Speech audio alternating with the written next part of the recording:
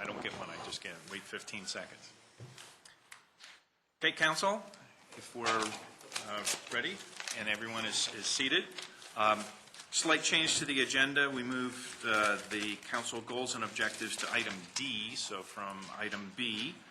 So we will go through the medical and retail marijuana discussion, city council protocols, city council legislative rules, and then get to the goals and objectives as far as our sequence for this evening. And just a note, if anyone's looking at an empty chair around the table, Councilmember Stallman continues to be in Bulgaria at his son's wedding, and Sveti, so they're having a good time. He has sent me a couple of emails just to let me know I think he's still alive. And with that, our first agenda item is dealing with marijuana and the optional premises license, and then retail marijuana considerations, as well as public consumption, et cetera. So, Deputy City Attorney, Kristen? Good evening, Council. Staff was approached by one of our 4 medical marijuana dispensaries to ask that we bring before the Council their request that we consider adding another license type to our medical marijuana licensing provisions. They are looking for the Council to consider allowing optional premises cultivation licenses. Currently, as you're aware, the only type of medical marijuana establishment we allow are the centers that actually dispense the marijuana. Under the optional premises cultivation licenses, this would allow the dispensaries to grow marijuana. They are only allowed to grow the marijuana for the center that they're associated with.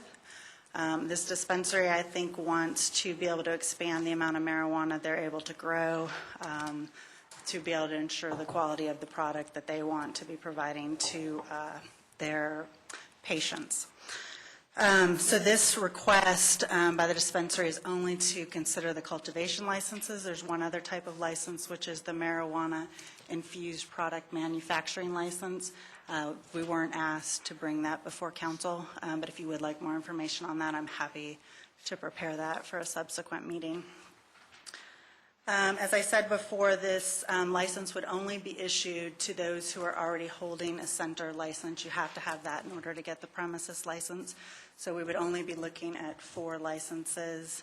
Presumably, if council were open to allowing them, and it would only be for marijuana grown for that dispensary. We could, if you do want to consider bringing forward provisions to allow issuance of those type of licenses, we can put additional restrictions on them. Right now, state statute allows them to be either contiguous or non-contiguous to the centers, but if you wanted them to be attached or not attached, we could certainly provide that. There could be distance requirements, additional security requirements, square footage limitations, number of plants, things like that. Questions on behalf of council? The 4 locations that we have now, when they were established, one of the guidelines was that it was a square footage maximum. 3 of them, give or take, are at that maximum. The one that's applying for the variance here, or the new license, is not at that amount. Were we to grant that, the building that they have available to them would bring them up to par with the other 3. It would not exceed what the council has passed as far as the maximum. So one of the concerns that I had was, I think it's answered by that, is, you begin to, are you creeping with an increase in operations for all 4 by approving it by 1? But I think if you maintain the square footage requirements, that 1 is going to only go to that maximum. Except, if I'm correct, it's a separate building. Yeah, they would be considering, they're considering a separate building.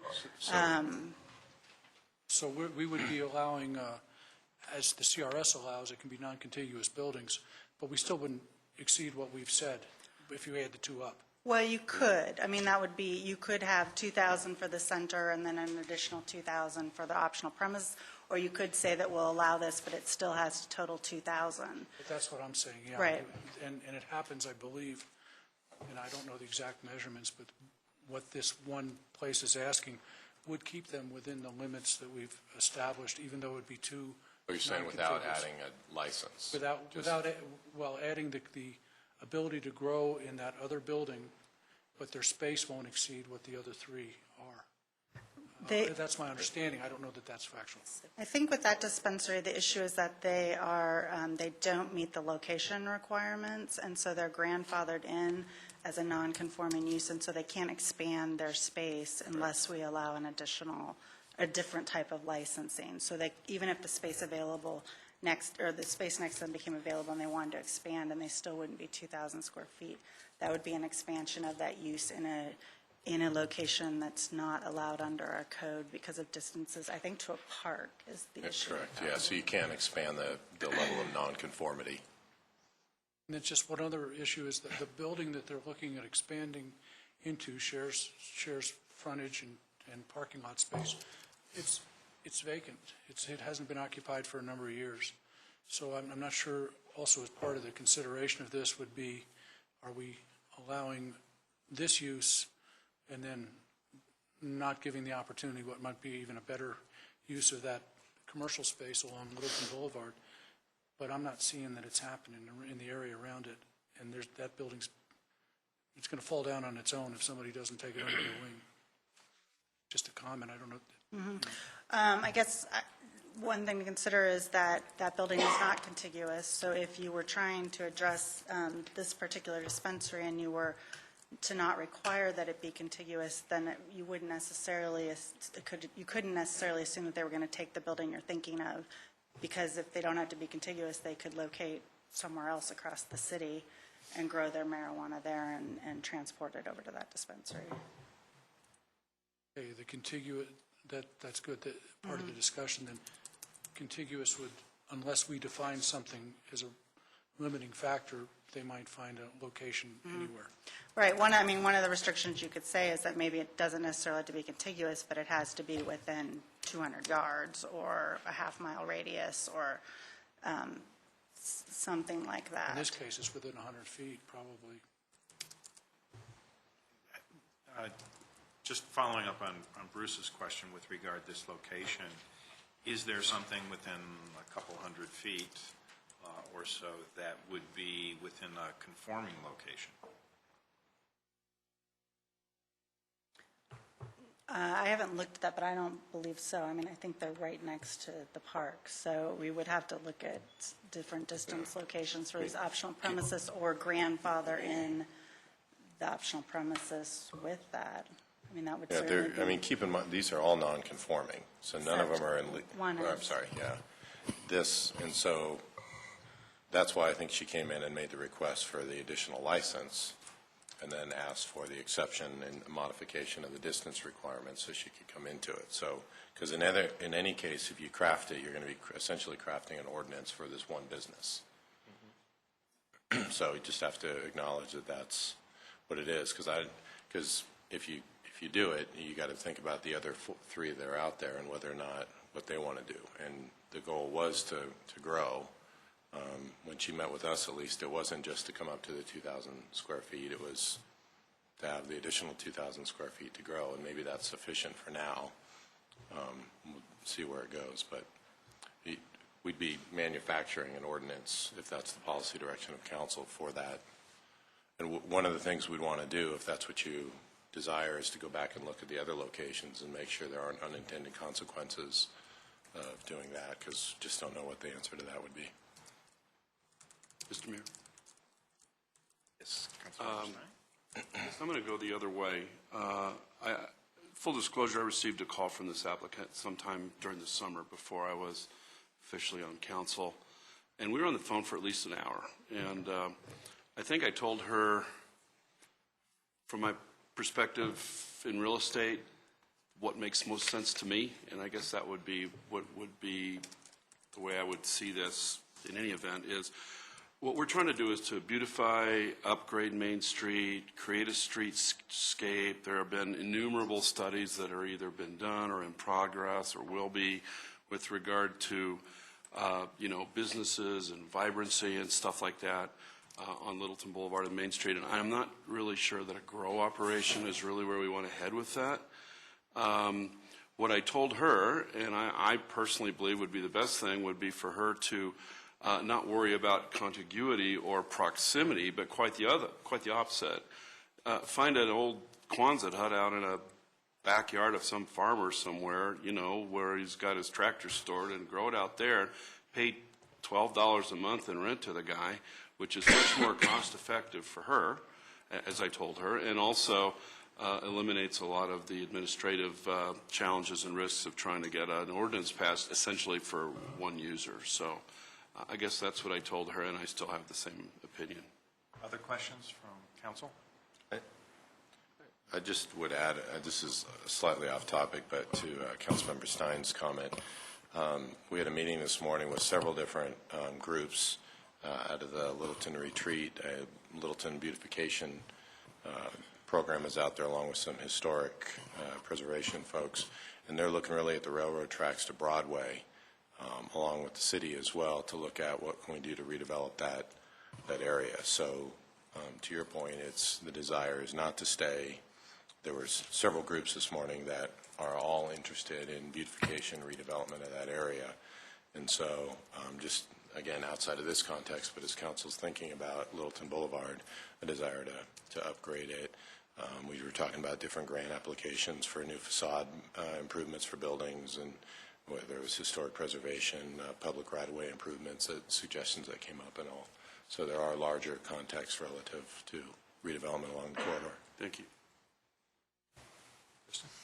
And just one other consideration is that you could limit the zone districts that these would be in so that they wouldn't be located on Main Street. You could require that they be in an industrial zone district or someplace like that if you don't want to see them sort of in a storefront in one of our major retail areas. I'm going to finish with my comment and then see where the sentiment of council may be.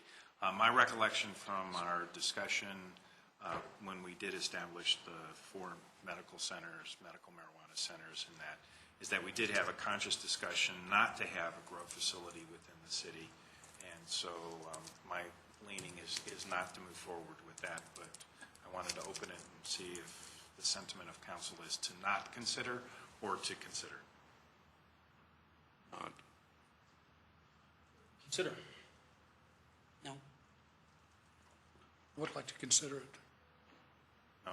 And I'm a no, so at this point in time, I would say we'll follow the staff recommendation at this time. And they can still come forward with their application. And if they do, can we have the minutes from the decision that you were just talking about, too? We can have that. Mm-hmm. Yep. Thank you. So then I just wanted to provide council with an update on retail marijuana to remind council that we currently have a moratorium in place on retail marijuana establishments. That is in place until October of this year. At this point, staff would not suggest that we do anything with that moratorium. As you know, we just started sales of retail marijuana 2 weeks ago. We'd like to see how that's working in those municipalities that are allowing them. And so if it's okay with council, we'll just hold off on addressing or bringing back to you whether to license or prohibit them until probably late summer. Okay. Questions at this point? And that's what was originally, you guys were looking to do anyway. Correct. Yeah, nothing's changed. Okay. Yeah, and just a couple of things to add to that, Kristen, and maybe council would have others, is where the state is with regard to plant tracking, and it may come up in some of this as we deal with some of the discussion here on public consumption, but what's happening with regard to clubs and such. Okay. Thank you. And then staff was asked to provide information on state limitations for the use of marijuana in public-private spaces and whether we should consider supplementing those state restrictions. So I did put together some parameters about marijuana consumption and use now in Colorado. Under Amendment 64, it is illegal to consume marijuana openly or publicly. So there should not be any consumption in public areas such as parks, playgrounds, public buildings, sidewalks, roads, as well as public locations like bars, restaurants, grocery stores, common areas of buildings. And possession and consumption are the same for all marijuana types, regardless of form. So you can't be eating it in a park any more than you can be smoking it there.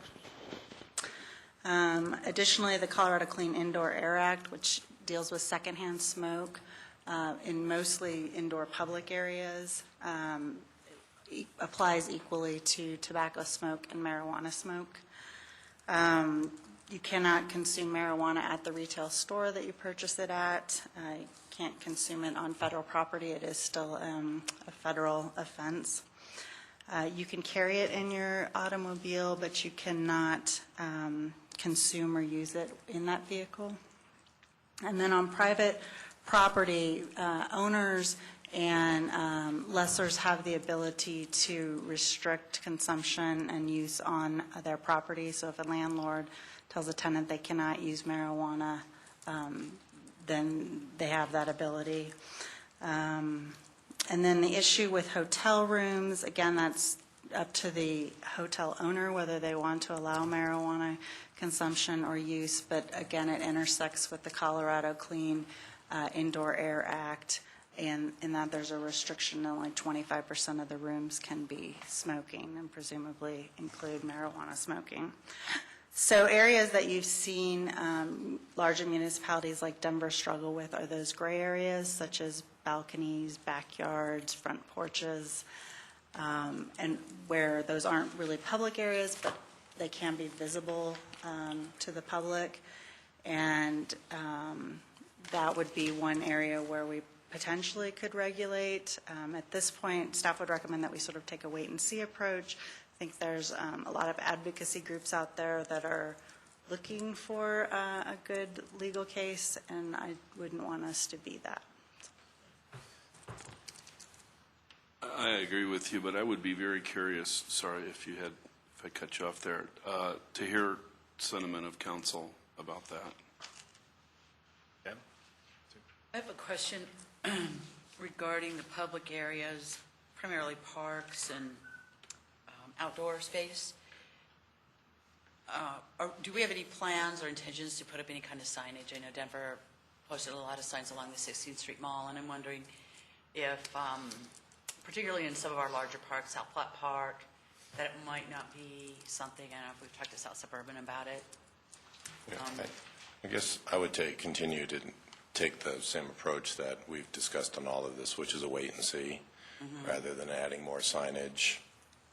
Let's wait and see if it's an issue, and if it's not, if it doesn't pan out to be as concerned. Well, I'm thinking more in terms of that we already have, at the park, we already have the rules of the park signs, and they're at every entrance and exit. And maybe to include that as a line on those signs, something not brand new, but just something. Okay. I can certainly talk to South Suburban about that. If they had plans, they may already have plans to do that. No pot, no getting high. We'll be creative. Stoners go home. It's the Rocky Mountain High. Other Yes. questions? Councilmember Cole? So, is this on? So, I like the wait and see, but I do have a question, because some of what I've read in the paper suggests that, well, says that some of the medical marijuana stuff is getting impacted by the amendment, that people can't even have the medical marijuana things. So I have a question about the word consume. Does that consume and use, how does that affect people who are wearing the patches for the pain or some other kinds of things with the medical marijuana?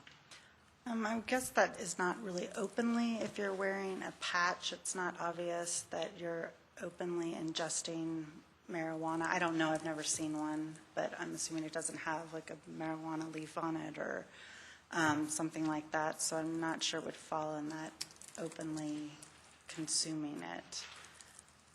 Whereas if you're smoking or eating something, it's different.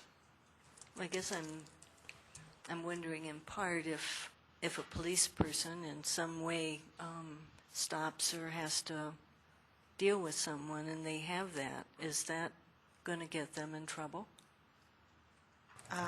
That would be a question for the police department, and I'm happy to follow up with them. Yeah, we can Yeah. talk to him. I mean, we talked to Chief Stevens, and like this conversation, it was kind of a wait and see. I don't know that he's overly concerned, primarily because the medical has been out there for a while, and it's Yeah, not been no, I an just issue. wondered if, how that's getting caught up in this, so, thank you. I'm comfortable with waiting and seeing also. I think there's some strength to, let's see how the Colorado state laws work. It's kind of like the alcohol enforcement.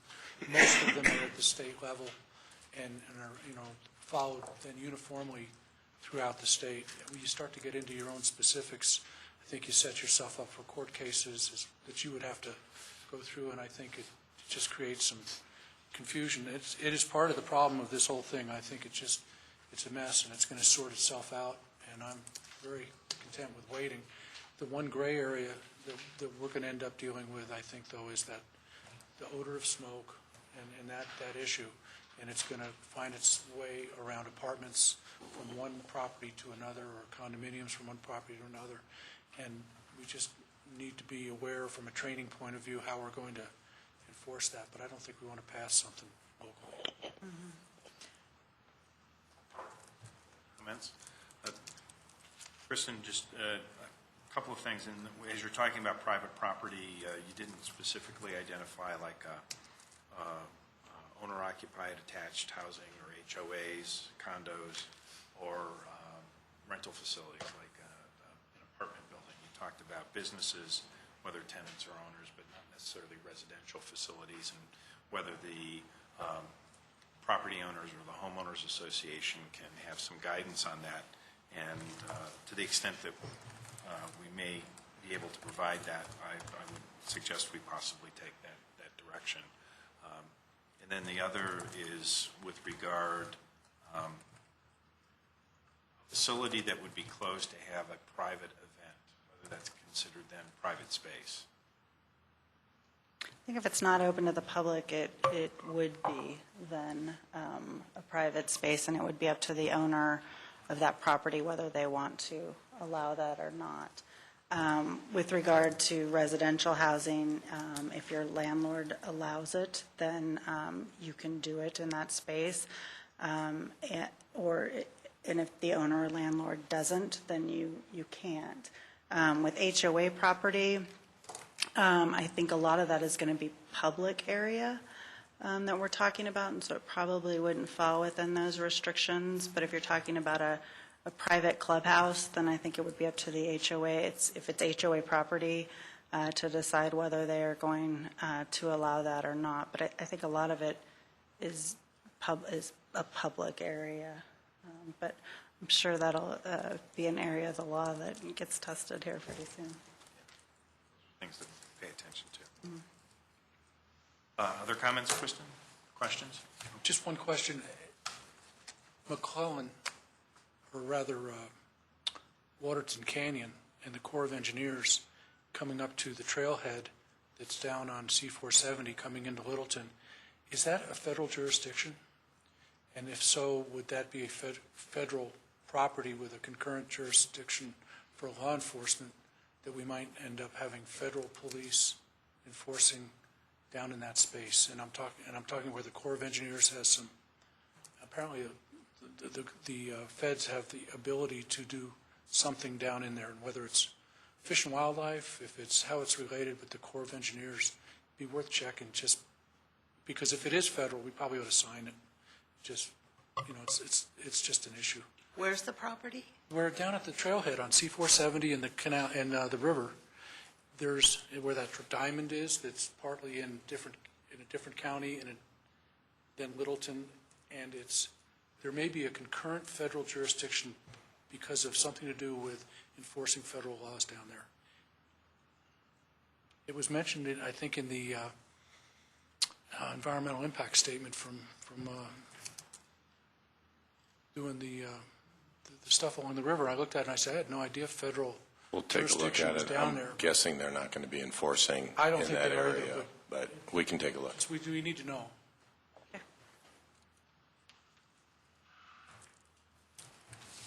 Any other questions, comments, discussion on marijuana? Turn the page. Thank you, Kristen. And I think I said water, I meant Chatfield if I said McClellan. I meant Chatfield. Did you said Chatfield? I meant Chatfield. If I said McClellan, I meant You're not Chatfield. talking right outside, not outside Martin Marietta. No, No, it's no, in the city of Littleton, but it's It's in that there's a- southwest corner. Chatfield, Chatfield drains comes down into the area that we call our greenway. There's a federal piece down in there for some kind of federal jurisdiction. And just to follow on with what Bruce had mentioned, it had come up around enforcement when we were talking about some areas of enforcement that where portions of South Platte Park actually eke over into Jefferson County. There's a piece that's not annexed into the city, a little sliver, and then there's the federal enforcement that is close to the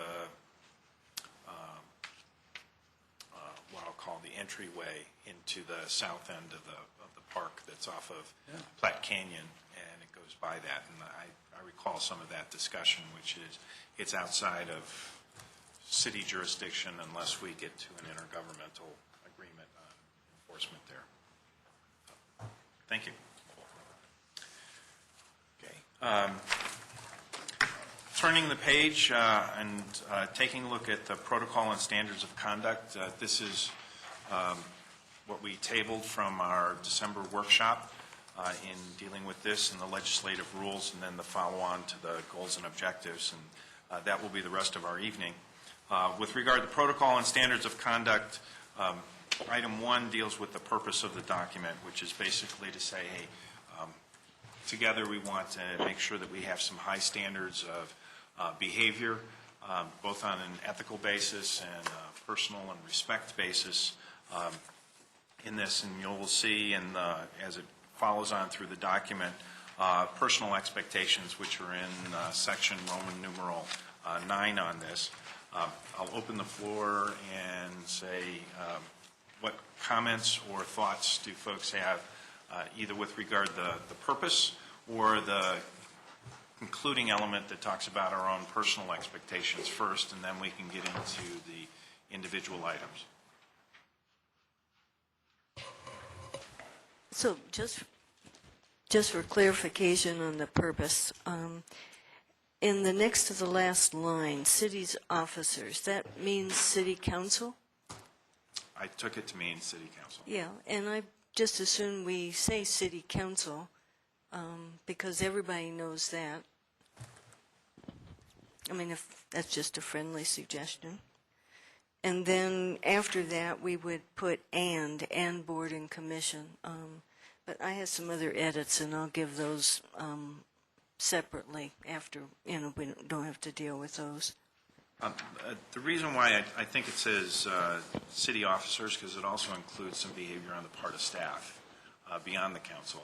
Well, but that's why I asked my question. So if we mean city council and staff, then I think we should say that, because I don't think most people think of staff as officers. Okay. Is it? We can certainly provide for that further expansion of words. So, other thoughts? On the whole page? On purpose and intent, and then the concluding part around personal expectations, because I think they both go together, which is starting off with what we're trying to accomplish in the document, and then also our personal expectations. So in that part, since I was speaking, I would like to strike that part out. I think I've argued against having that in there in the past. I think those expectations are more inclusively covered by the oath that council members take.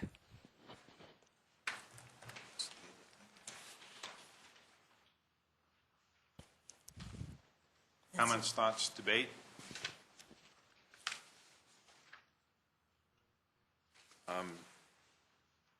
As I recall, part of our reason for putting that in was to, we didn't require a signature on this item, but it certainly was our expectation with adoption of this that we had some recognition of that it starts with our behavior, and to make sure that we understood that this was not a theoretical document on that level. I can go either way with regard to this, and looking for the sentiment of council. It doesn't bother me that it's in there. I think that it shows that we're definitely putting our skin in the game on this one, and I don't think that most people read the oath that we take. I think that it is a good checkpoint occasionally, even to take a look at that, and I also think that what it sends a message is that we have, regardless of the vote, at the end of the day, if it passes, then it is a council statement that we all move forward with it, and I think that that's important. Other thoughts? I'm okay with it. Okay, at this point in time, at least based on nodding of the heads, we would continue to include section 10. Okay, within the meeting protocols themselves, dealing with item number 2, Roman numeral 2, which goes A through N, so there's a number of items that are there, so if maybe we took A, B, and C as first slice with these.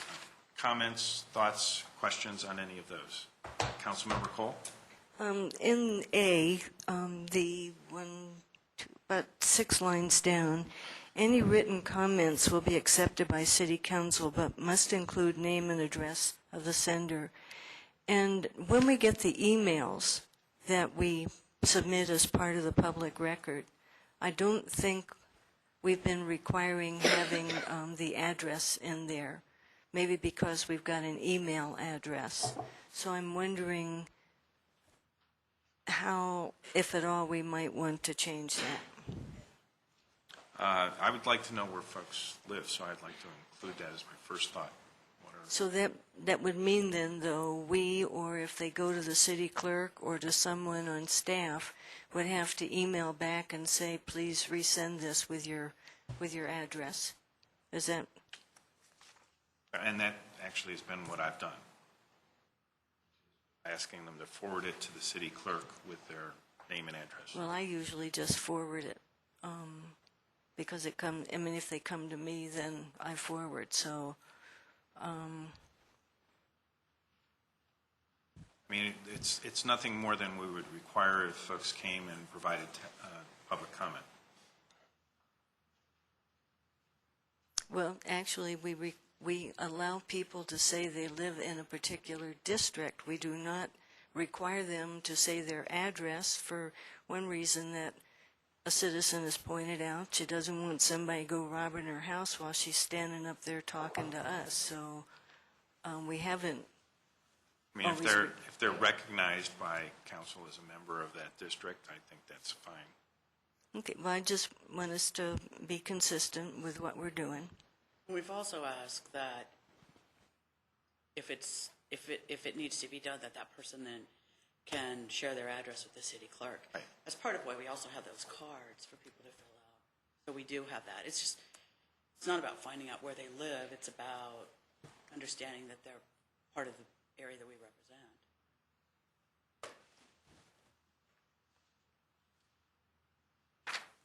Councilmember Beckman?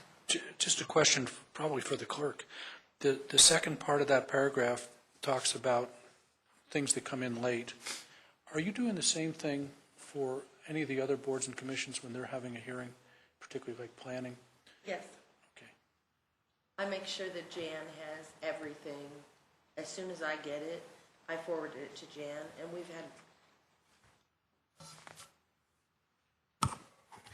had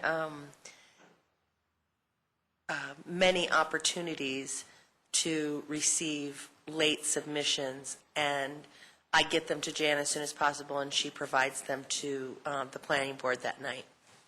And this still works then? The wording in here Yes, works sir. for you? Okay.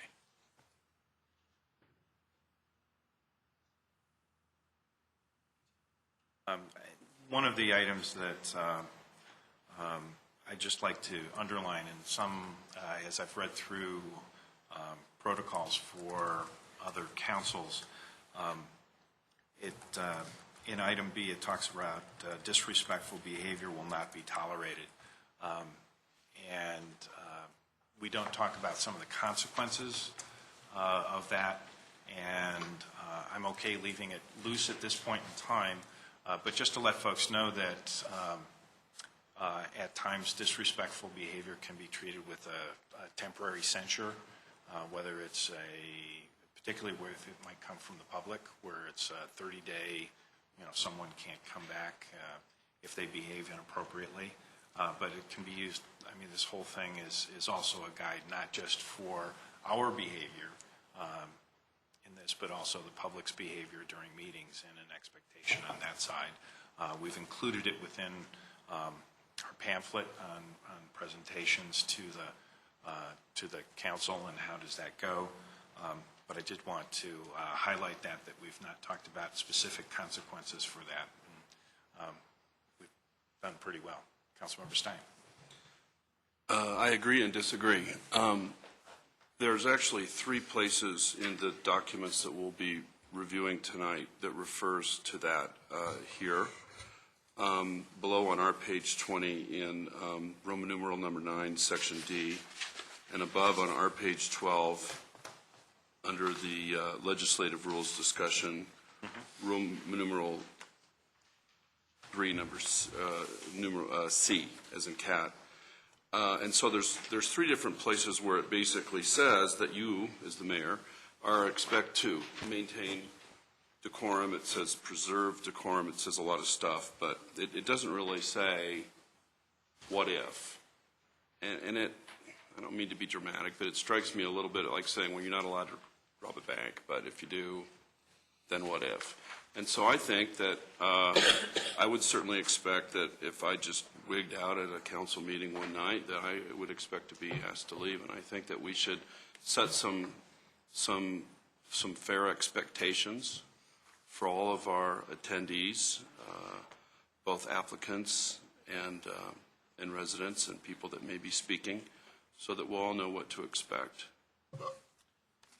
Because to me, it's a bit of a platitude to say that you can't do it if there's not something, just like we set boundaries in our society.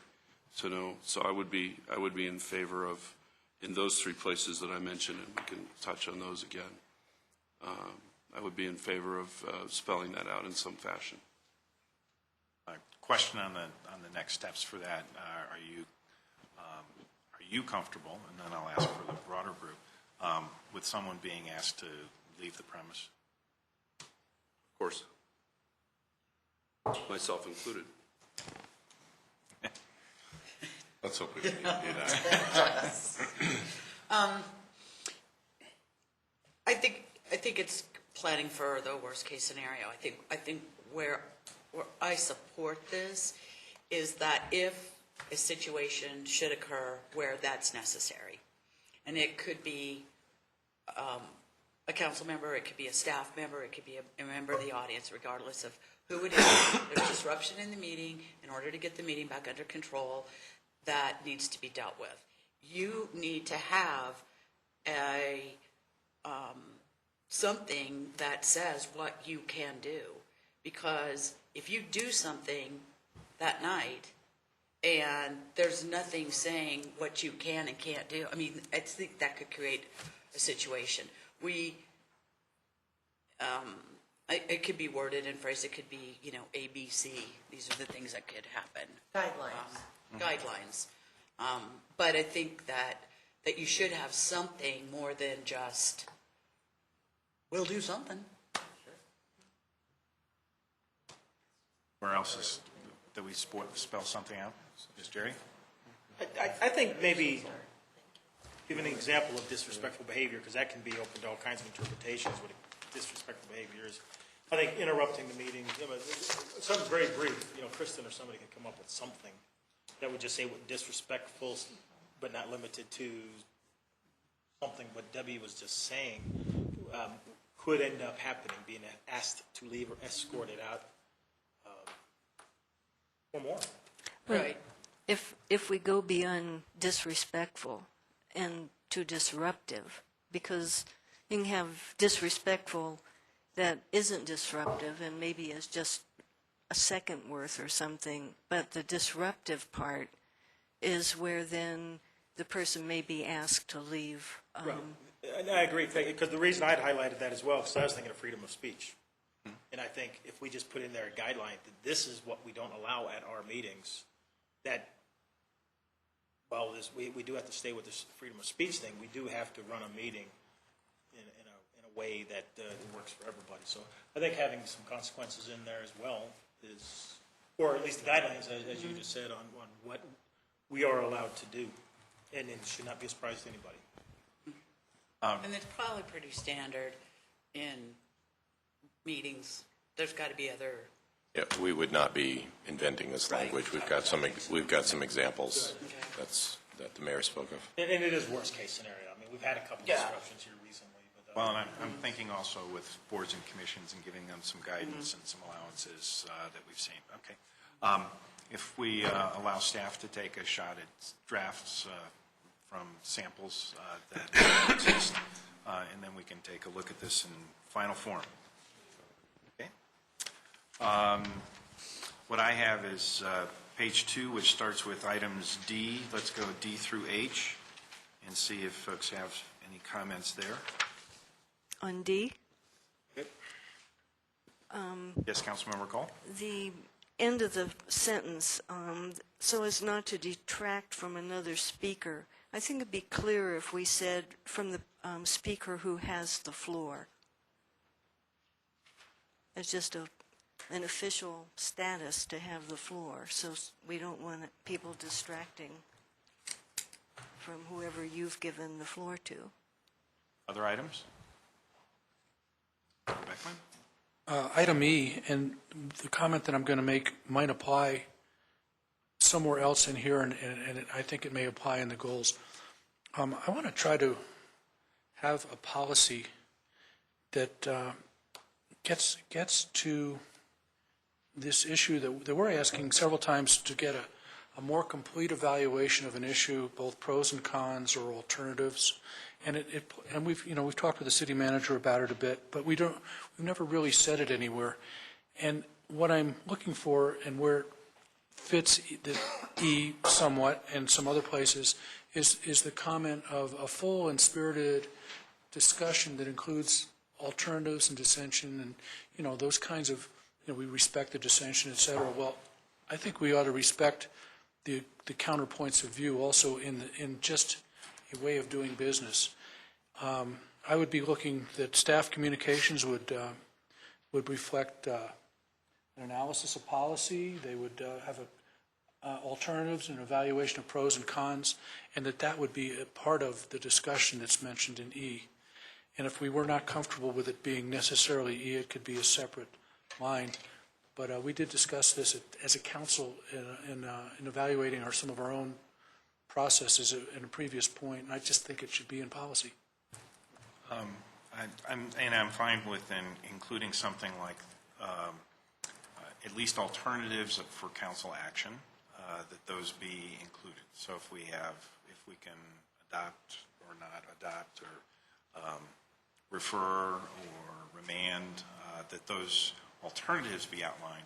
As far as the pros and cons, the one thing that I'll mention is in a quasi-judicial recommendation, there's not going to be pros and cons. There's going to be a recommendation with support in that, and just because the nature of the quasi-judicial form. So I think we need to have something that would respect that at times we may not get the analysis of pros and cons, but we should know what our alternatives of action are. Councilmember Brickman? I guess I'm having a little bit of may not even quite understand. Are you asking for that to be on our council communication in our packet? Because E doesn't deal with the packet. E is really about in a meeting and allowing public debate and back and forth. If it's about doing something different in the council communications that we get, there may be a different place to do that. I don't know that that would go under legislative rules. Yeah, I'm struggling with that also, and I also, down at N, in N, it does refer to staff, an expectation of staff. So I'm thinking if you extended that out with an additional expectation of staff, it might fit.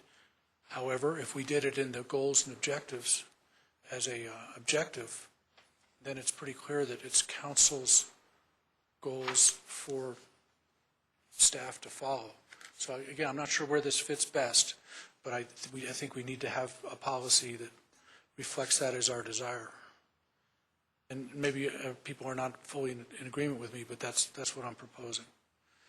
And I had trouble, again, as I said, finding the exact spot to put this. If council wanted to, I think N makes more sense because it's talking about the policy and implementation of. I think Or maybe we just have to add another one if I don't share the same concern. I think that we get the information, and in the write-ups that we get from staff, there is, if you do this, then there's this. If there's this, then there's this. I think that that's a pretty, I think that there's been a pretty good balance. I think we've addressed this in some non-public meetings, of having that value of knowing what the options are, not just any old options, but options. Not hearing me? Sorry. Not just any old options, but really viable options and what the strengths and weaknesses are of those. And I think this is a good idea, but whether it belongs in this document or another one, or just a directive, totally separate, I think we need something like that. Peggy, could you explain what you said in the very beginning, that we've discussed it in a non-public meeting? Which non-public meeting did we discuss it? I don't know that we have any non-public meetings. Well, then when we've had exec sessions with the city manager making requests for things related to agenda items. If you want, I'll give you an approximate date. Are you okay now putting some draft language in N? Mm-hmm. Okay. Sounds like a place to go. Okay? Okay. Thanks. Other comments, questions on D through H? Let's open it up for I through N. Councilmember Cole? On I still have, I think I might have before, had a concern about the use of best interests of the city. I think the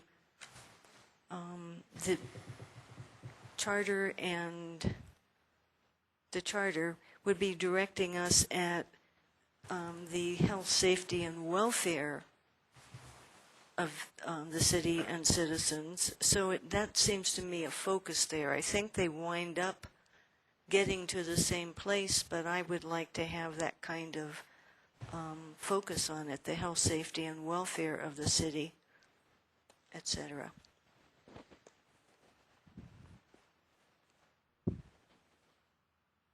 Comments or thoughts otherwise? I'm fine the way it is. I tend to be fine the way it is because when it says welfare, I connote an overlap with, if not something that the county deals with much more than the city does. That language is in a lot of the ordinances that get brought to us as a justification for the ordinance. I tend to think of those words, Peggy, as being more of people rather than of the city. To me, the way it's written sounds more appropriate. Jerry, okay. So we'll move on. Other comments? Are we, how far down are we going now? I went down to N. Okay, J? I'm not comfortable with the word support. Once the decision has been made, the members should support the decision and move forward. I think accept, but I think to require someone to support it may actually do a disservice to the position. I don't think they should speak against it, but if they're going to support it and they don't articulate it well or whatever, I think that undermines. But accepting and move forward, I think, is... Mr. Mayor? Councilmember Stein? You finished? That's okay. Yeah, I like I like the wording the way it is. It may be that we privately accept it, but I think if we vote for something as a council to support a policy or a project or whatever we're supporting, we voted as a council, and I think it's a slippery slope if a council member voices dissension against a vote that was made of the council. No, and that's not at all what I would want, that I would envision, Randy, and I appreciate exactly what you're saying. I just think to support implies going out and speaking for it, whatever. Right. To express dissension is not at all in keeping with what I think. So just accepting. So you're not going to go speak against it. You're accepting it, but you don't have to go speak for it and mess it up. I'm okay with that change. I think we should support the collective vote of the council. But Even in a dissenting role, I think we should support the vote of the council. Councilmember I Valdez? think, I disagree. I disagree. That's why we're here. And I think if we're just going to be 7 people that always have to agree with each other and support each other on every decision, like it or not, that isn't what we were elected for. We're elected here to represent people. I may have a very different opinion than the rest of you, and I can accept your decisions. I don't have to go out there and support it. I absolutely agree with you on this, Peggy. Other comments? Councilmember Brinkman? I don't think that in my term on council we've ever had a vote on something that after the vote, anybody on council was required to go out there and campaign, actively get vigorous about it. But every vote we've made, when there's any dissension at all, however that vote turns out, a yes or a no, that is now, the body has made their statement. And that is a respect for those who voted either the way you didn't want to or the way you did want to. But that, it's not about us. It's never about us. It's about those issues and how that, what we are doing for the community. We're representative government. And I think that that's the expectation. And I think that that's probably, for me, that's also one of the great things about government at this level, because when you start to move beyond this level and it starts to turn into that nitpicking between what people voted for and they don't support what their body did anymore, and they are fighting on those levels, and you see what that does and the degradation that does to those bodies. I think that it's important for us to support those decisions and to honor the decision of the council. That's what I bought into when I got on council. So you used 2 words there. One is support and the other is honor. I could live with changing support to honor. I'm not saying people should go out. What I'm saying is just live with it and get on with it. But to use the word support sounds like you go out and you advocate. I thought what we had agreed on in discussion was that the council would articulate what's passed. Explain what's passed. I mean, what has been approved and so forth. I see that as different from openly saying, well, I support this or whatever. You explain, you make clear. But I see those as different things. I'm not, for me, the support is that you support the decision of the body. You support the decision. Whatever that issue was, you know, I've lost votes. I've wanted something and not won it. But I just support what the council did. I'm not going to go out there and rally around and grumpy about it, that I didn't get my vote and diss council for it. That's also part of the respect we have for not only what our jobs here, but each other. But I think that it is about supporting what the body does and how we do it, and then what the end result is. That's why I like the power of that word, support. Councilmember Cole, if it said support the decision of the body and move forward, is that preferable?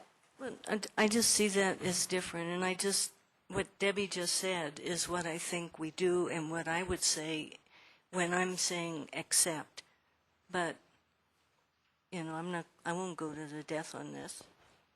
And actually, in my segment, or thinking, it's the move forward is we've made a decision, the body's made a decision, we support that decision, because that's what the body decided, and we have the opportunity to move forward. And the most operative piece is we're not going to sit here and wallow in it for 2 or 3 years and look for the reversal or that, but we're actually going to move on.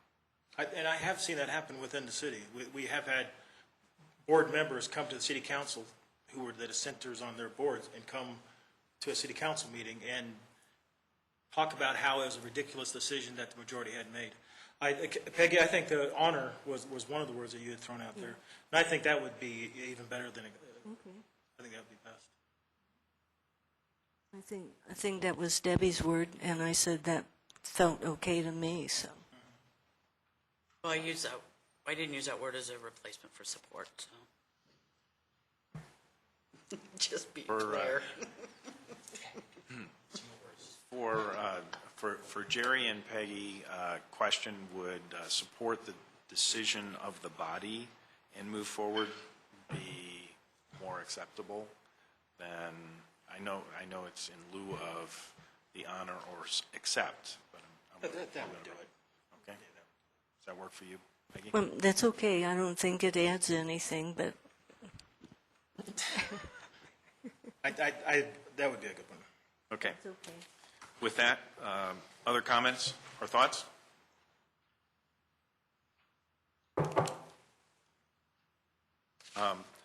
One of the items that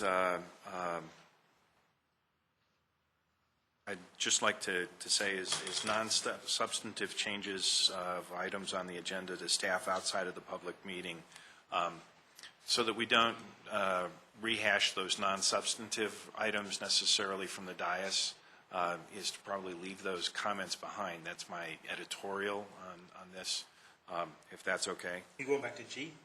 And I was looking at M. It's also in, which is, for example, when we're making non-substantive changes to a document or the minutes, that we don't necessarily have to mention that. Is that okay? Yep. Good. Bill, clarity on that. Not mention the changes, or not mention that you've already given the changes to the clerk? And not mention. None of that? Yeah. Okay, I agree. You're saying silence to the issue. Yes. If they were non-substantive, it's silent. Silent. That would be different than what we've been doing. Right. I agree. But it's recognize that the actual official minutes of of meetings are actually our recordings of the meetings. They aren't necessarily the written documents. And so if we want to modify the written documents, and it's the substantive items that we want to make sure we highlight. But not all board meetings have their meetings posted, their minutes posted.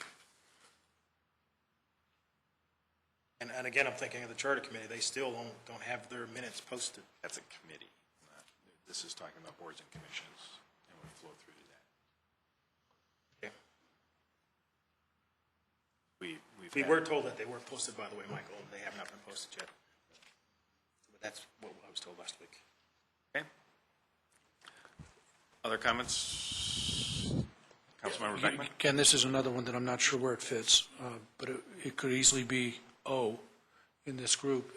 We've been silent as a policy to the issue of video of which boards and commissions or public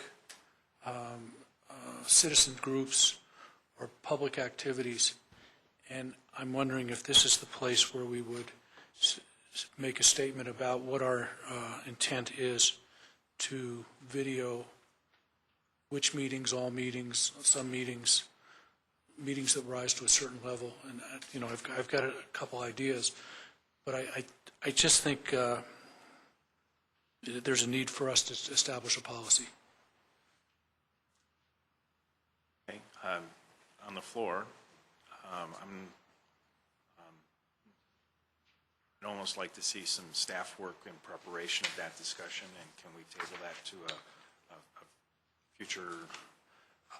I would be satisfied if we don't table it to a undetermined time. I think. I was going to say, I think we were not going to have the study session on the 28th, so it would be the first one in February.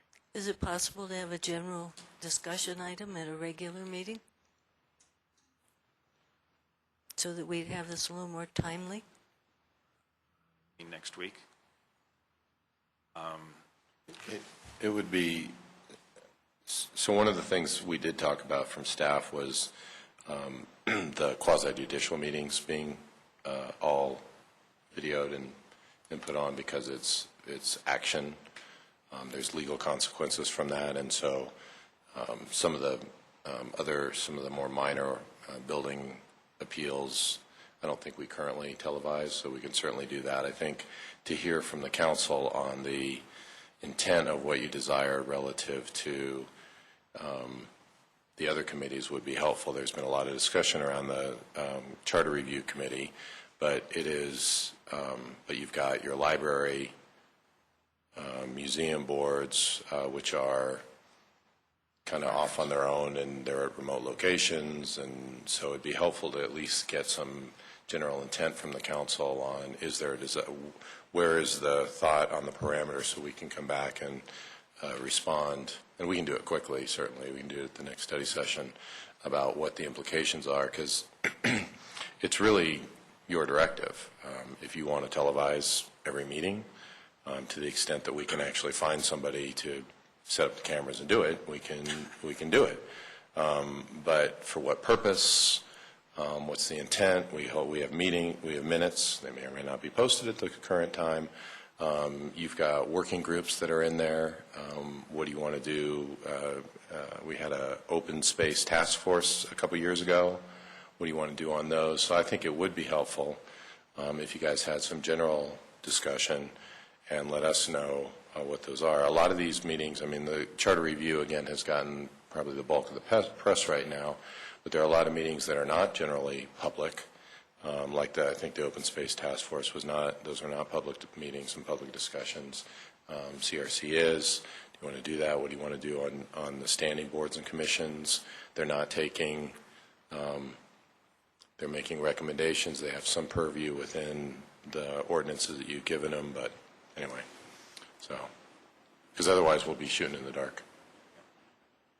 And I think that's good points that you make there. So maybe as a guideline then, and Bruce, maybe this is where you're going too, is that if the meeting warrants, any meeting could possibly be videotaped, understanding what you just said though, the logistics of it and getting people available to work the meeting. But if the historic preservation meeting, we're going to have an issue that would be of interest to a lot of folks, I think it should be probably video or televised or whatever, and we shouldn't use the excuse, well, we never told them they were going to be videotaped. But if it's an issue that comes up that we would like the public to be aware of, I think we should have that option. And I guess I would drill down. So anything that's quasi-judicial, we fully support and think we ought to be doing it now. Historic preservation has quasi-judicial action. We would start televising them. I think you need to, think about and to some extent, you might want to give yourself some flexibility. If you look at the Charter Review Committee, just to play devil's advocate on it, you are very specific. It's being modified slightly from the resolution, but in the resolution, you actually told them you didn't want them to come up with language, only policy recommendations.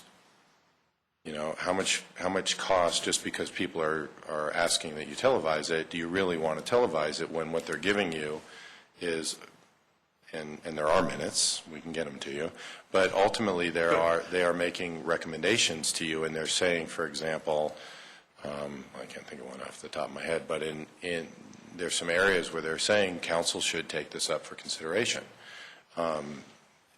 There isn't any decision being made in that, and ultimately in that world, as you guys all know, that goes to the vote of the people. So I think there's a level of weighing. Just because somebody wants it televised, does it warrant it based upon what the request by the council body was for that group?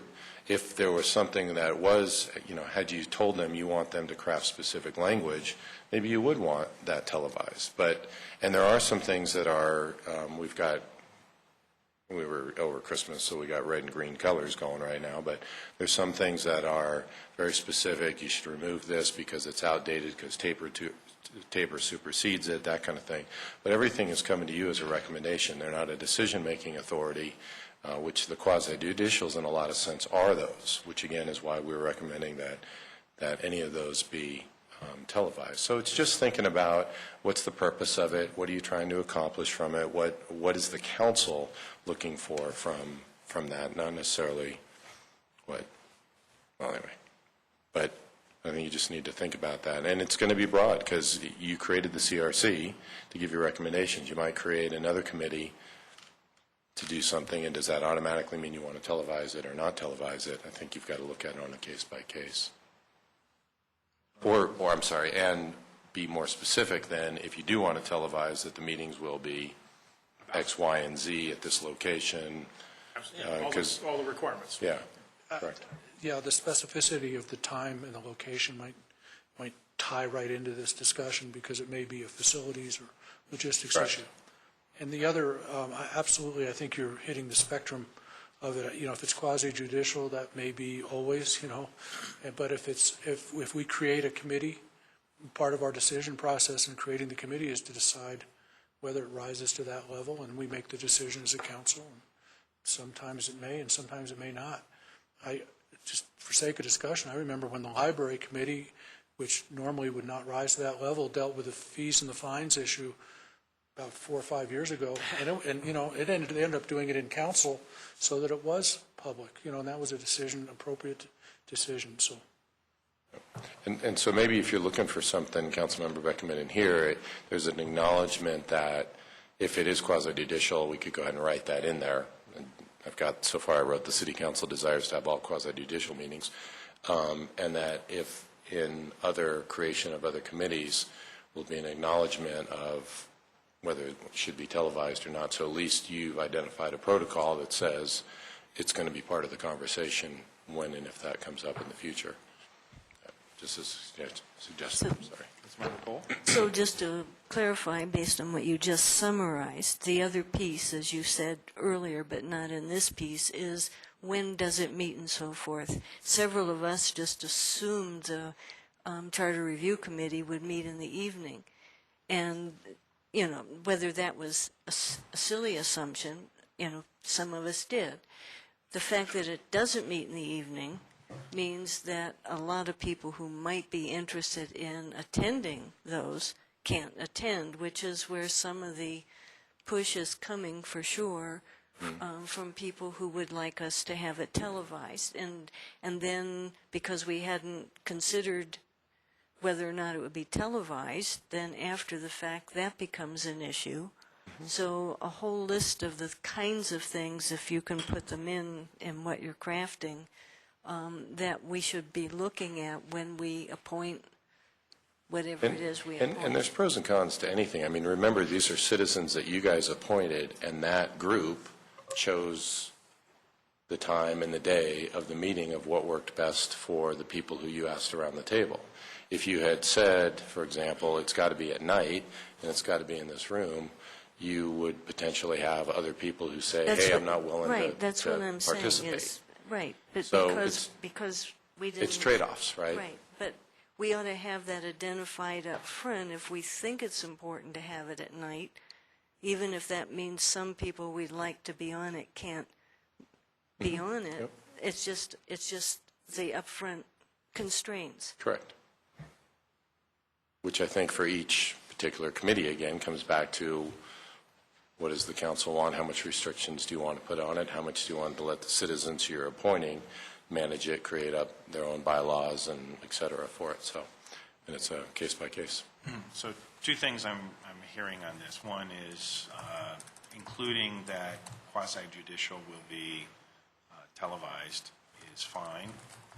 And secondly, and it could possibly be in a separate document, just an outline of considerations of when we establish a committee that we consider, do we want to constrain the times or not? And do we want to specify it's going to be televised or recorded or not? And include that with, on the upfront with when we're establishing a committee or a task force or that. Councilmember Brinkman? On the second one that you said, I would say maybe more a criteria for us to go through and determining whether those should be televised, so Yeah, that we it was- look at everything from a fairness level. So there's going to be, when I think about the open space task force, and it was very clear that there were going to be things that we were talking about that we wanted to make sure we weren't compromising our own work, by exposing land issues.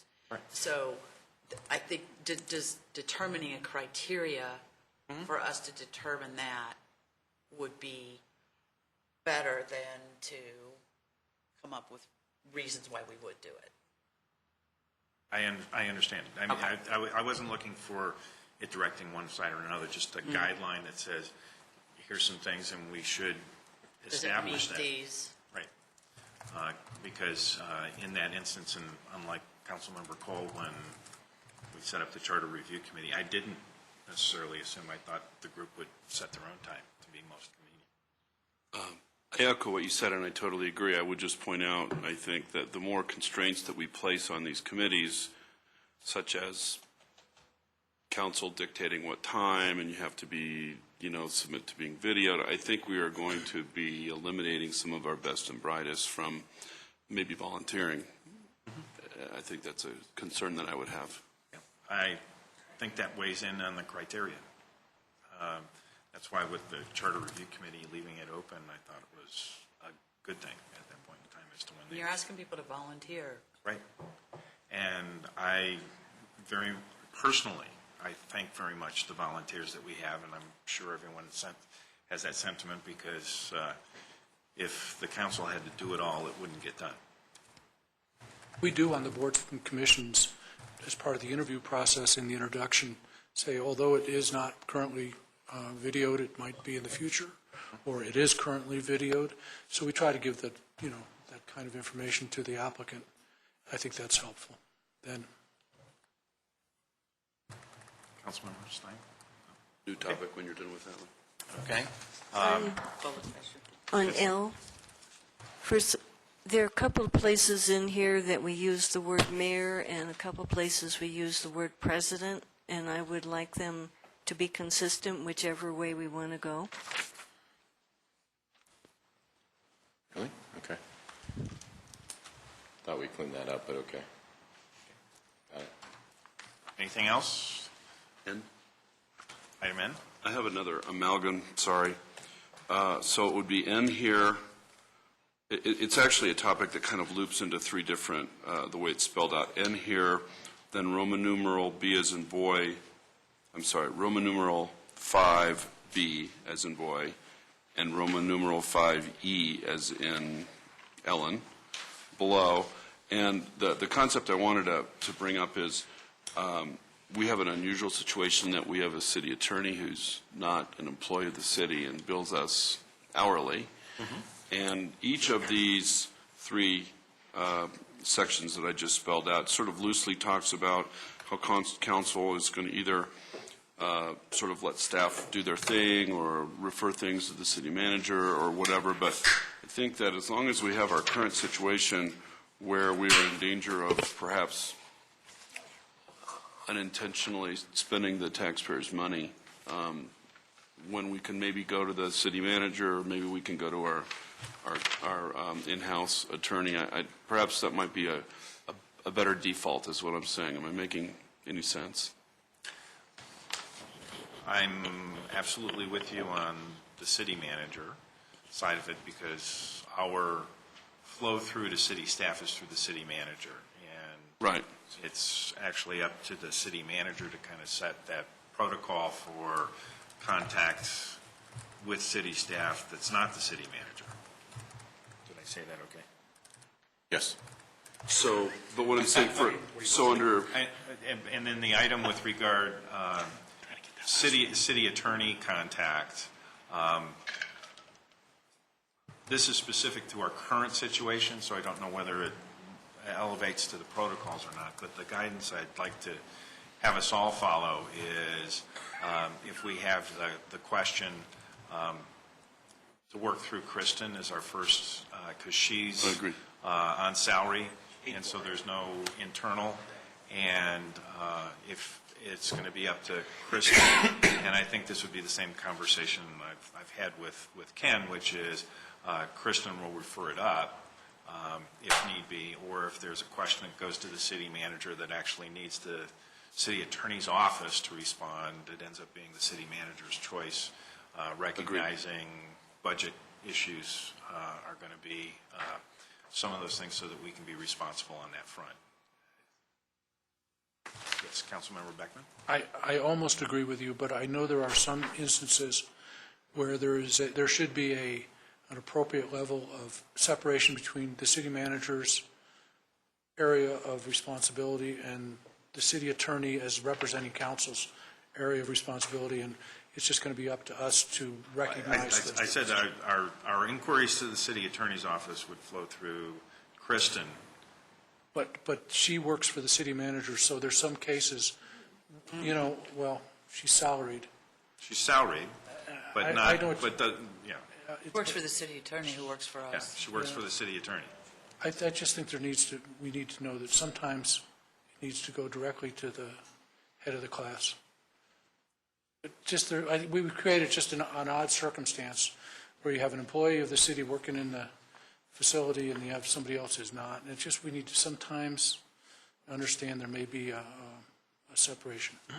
Okay, let's talk a little bit about that and maybe hypotheticals on where you would see that happen, just to help me understand it as well. I can see where if there's an employee action against the city that implies activities within the building and within the area of salaried employees who all work for the city manager, that there could be a conflict created by going to someone within the building who's not totally separated, such as our city attorney is. Actually, in that instance, I would say Kristen would be the absolute correct person, because she represents the HR issues almost exclusively, and Ken doesn't get involved in those. And As an yes, example, sir. maybe it wasn't the best example, but I think there should be times where if we feel we need to talk to the city attorney versus the assistant attorney, we need to exercise that option.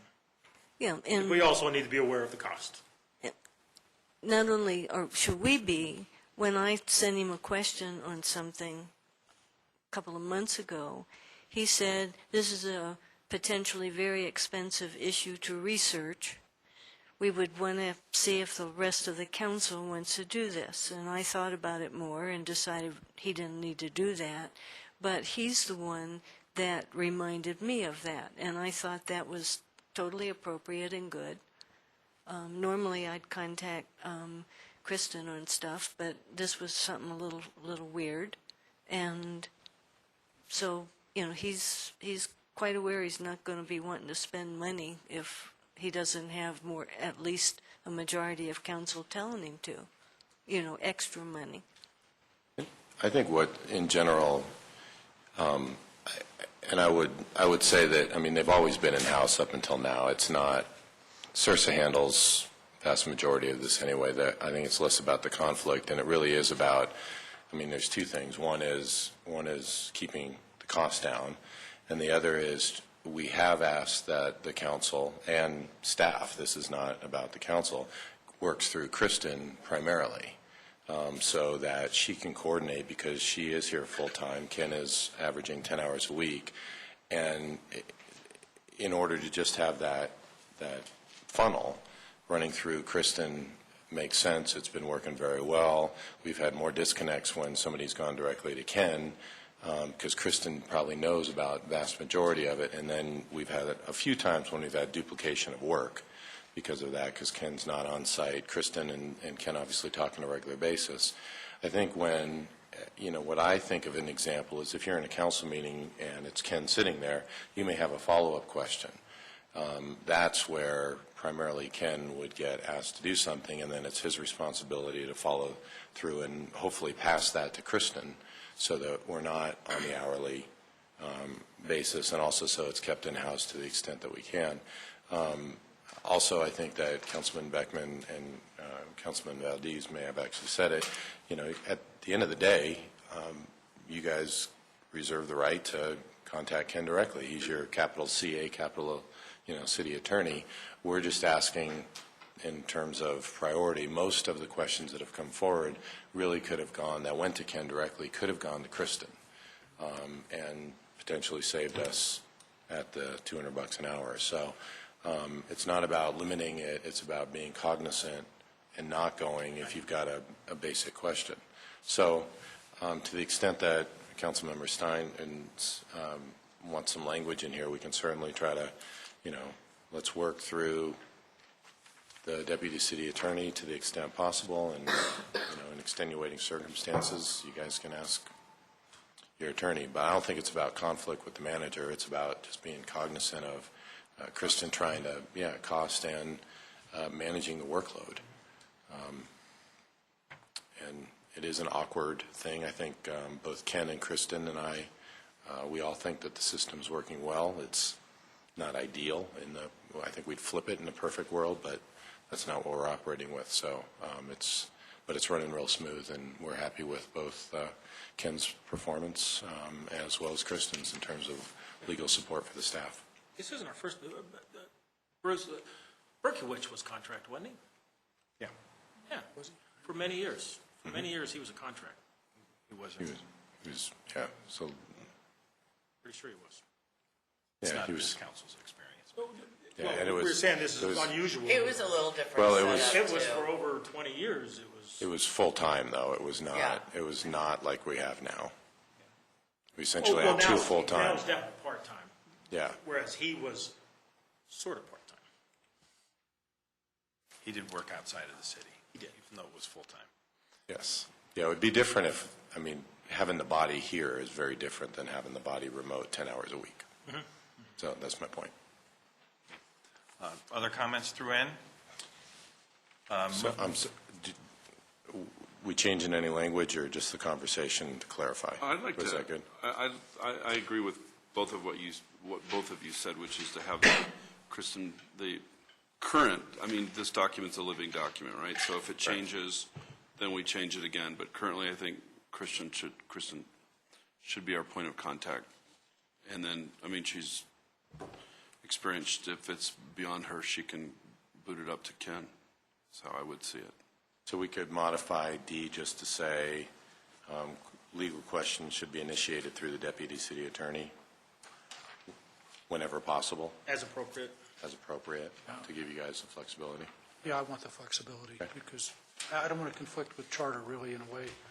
Maybe nobody else is seeing it, but I see that, In the end, Ken's the city attorney. yeah, he is.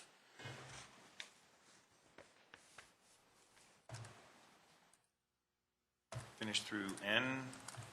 Moving over to confidential information on 3. I'm going to take probably no comments on that. Any comments on Section 4, making public statements? recognizing we each are individuals. Okay, section Roman numeral 5, council boards and city employee communications. We've covered that in general. Do we need to clarify that any further? A, A, yes, Councilmember I'd Holt. like to change the word improve to foster open communication. To improve implies there's some kind of defect existing, and I think we should just always be trying to foster, which will improve if there's a problem and keep from falling apart. Take that as an okay. Any other comments?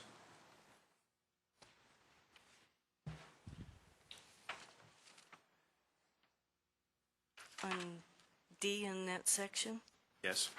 on the,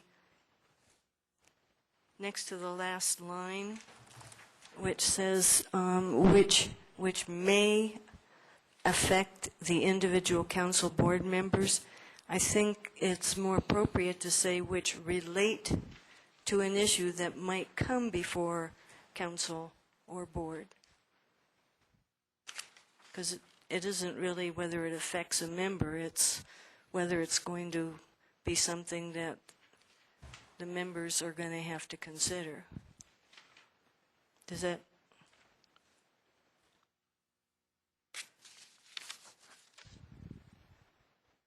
I'm sorry, could you repeat the language you're suggesting? Okay, so I read the whole sentence so you can track it. It is the responsibility of staff to ensure an evenness of information when questions are asked of staff which relate to an issue that might come before council/board or the entire, well, that just takes the place of the whole ending there. Yep.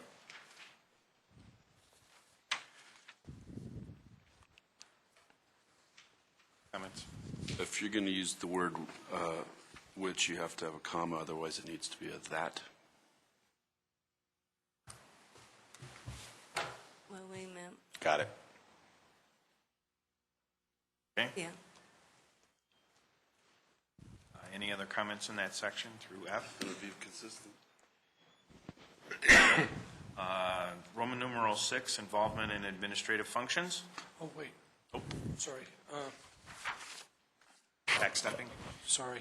I'm trying to read my notes. If F is the right place, we do need to standardize the 6:30 p.m. It's in the legislative That was rules. the other document. It's in the Okay. rules. And then the other is probably in the legislative rules also, the idea of a closing time and a carryover to the next time. Correct. Yep. Okay. I put that as follow-on in the legislative Okay. rules, but yeah.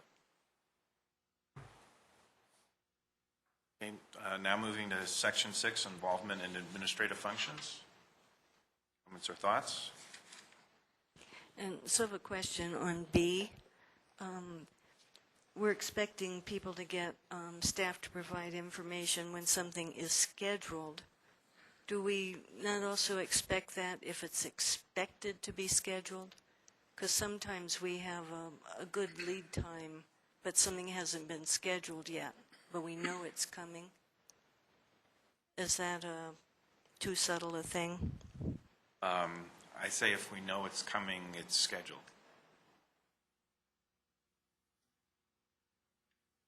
Okay, I won't quibble. I think not quite, but okay. Are you talking about, earlier this evening, we were talking about needing to do something on marijuana before October 1. But it's not technically scheduled, so, but as long as we know it's going to come, it's all right. Okay. Items, Roman numeral 7, council conduct with boards and commissions. This is our behavior, particularly with regard to liaisons. We had some guidance, or at least I put some guidance out in draft form that was included with the information at our December workshop. Basically said with regard, our expectations is that we don't sit at the table as liaisons, that we look to speak only when spoken to, basically in that. And if we're looking for the opportunity to provide some input, basically that would be requesting an agenda item that would come towards the end of the meeting and be part of a report. It would be information not reflective of the agenda that was there, but additional information. Does anyone else have any thoughts other than that with regard to our behavior with respect boards and commissions? What was your third one? That if we, in conjunction with the chair of the board, as a liaison, we wanted to have the opportunity to possibly be making comments, that it be an agenda item in their agenda. What I'm thinking of, Deb, is when I was liaison with Historical Preservation, they had an item from Historic Downtown Littleton, Inc., and comments from council liaison. Those were agenda items that they had. And sometimes it was nothing to say. Sometimes it was, what are some of the other things that are going on the council agenda? I would suggest that any board or commission that we send a liaison to, that we request that their agenda include a council report. That's part of why we are going to these. So it's up to that council member then to make sure that it's kind of as traditionally, it's kind of been a report of what we're up to since the last time we met with them a month. Good thought. Capture that? I I thought think I've they said all that. generally did that. Yeah. The ones that have liaisons. And we can make sure they do. Yep. Well, in fact, staff usually Yeah, does that yeah. agenda, so. That's why we can make sure they do. Yep. Okay. Moving on to Roman numeral 8, council meetings for board and commissions. This is particularly with the quasi-judicials where we don't have liaison, that we sit down with them periodically. They can request the meeting, or we can request a kind of a regular interface with that and an expectation. I think this is an enabling set of language. It doesn't require one way or the other, but it's worked pretty well, and we haven't heard anything as far as complaints that I'm aware of on this. So I would suggest just dropping the last sentence because it's already taken care of, I think, on the as-needed basis or at least once a year. And in the second line, I suggest changing city-appointed boards to council-appointed boards. Any objection to those?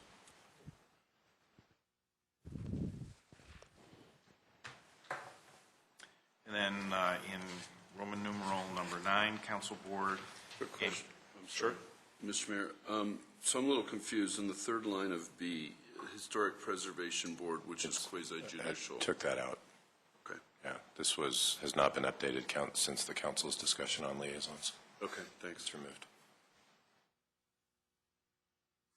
And then, Good catch. okay. Thank you. Roman numeral number 9, council board and commission conduct with the public.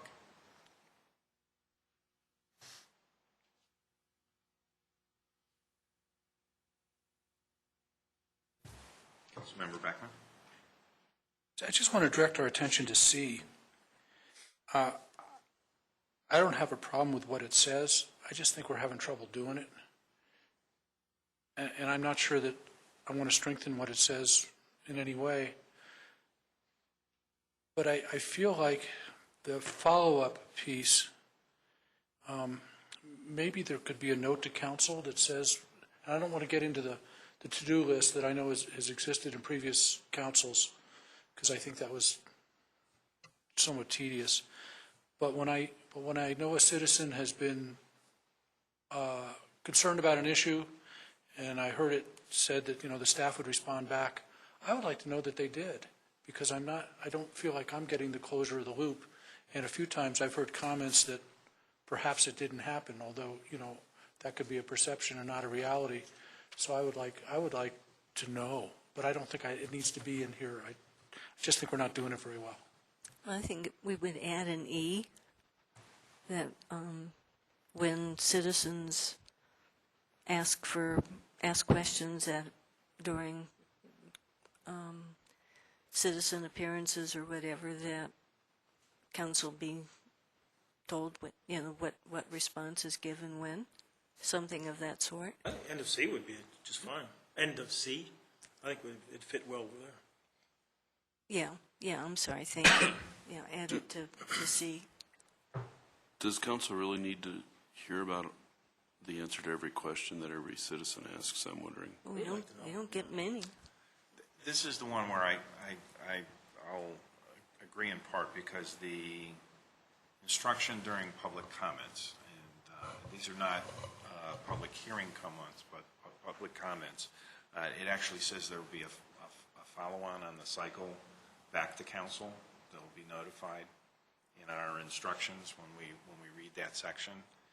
And I've often wondered whether we should either not have that, or there would at least be an item that says person came through and yes, comment was made, or no comment was made, or was addressed with a vote later in the agenda, or just to have that. And maybe you could include that with your updates. Is that asking? Yeah, I mean, so it's council's decision if you want a follow-up. I think what's more important and what would help is whether or not council desires a response for it, because some are comments that are made. Some have implied openness of respond if you want. Some are very specific. There's a site obstruction at Princeton, Maine, or whatever it might be. And I think part of the reason, going back to when the public comment was moved, or the council updates were moved, was to provide an opportunity for council to have a discussion on, would you like an update? Because there's probably things that you guys do want an update and follow up, and because some of them aren't. I mean, think about public comment, runs the gamut of anything, right? And so some of them are, I think council should, I'm just going to make it up, but have a study session or get some information on X, Y, and Z. Well, it's up to you guys, not the citizen making the comment, on whether you want to direct staff to take that action. And so it would be, because to the extent that we see it as a question that, I don't want it to sound like we're making a decision, but with a warrants a response, I think is in here it says if necessary. We make that determination right now if the council doesn't provide any direction on us, and we do follow up. There's probably times when the citizen expects that we might have a follow-up that we don't, because it doesn't seem like it was warranted or necessary. So to the extent that you guys can be clearer, and when this comment comes up, to say, yeah, we'd like you to respond, certainly we're going to respond. A lot of times it's a verbal response. A lot of the things that come up are public works related that have come up, the sanding of this, the plowing of that. And a lot of times Public Works will just follow up right then and there and say, here's what's happening. I've done that before. I've gotten up and just made the comment, and it's done. And again, so I think it's creating a level of expectation.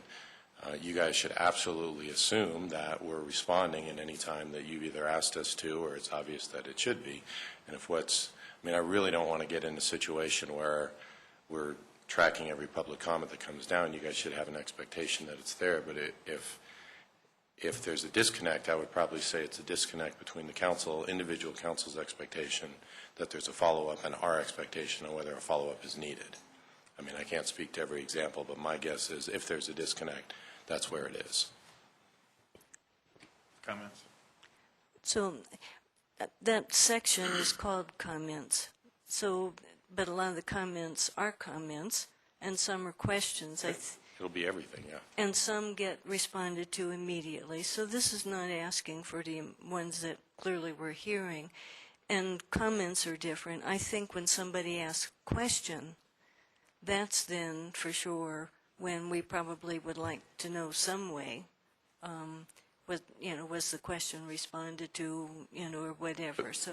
But even in that, I mean, you could ask, there have been questions that would cause hours and hours of staff work. Well, then I think that's when you would say to us, Council, what's your direction? Because this is going to take 45 hours. Well, okay, so this is a good conversation because I look to you to tell me whether you want a response to that. Because a citizen coming up and making a question, a comment, I mean, this happens all the time, right? Citizens don't just come to council to ask the questions. They call Public Works, they call planning.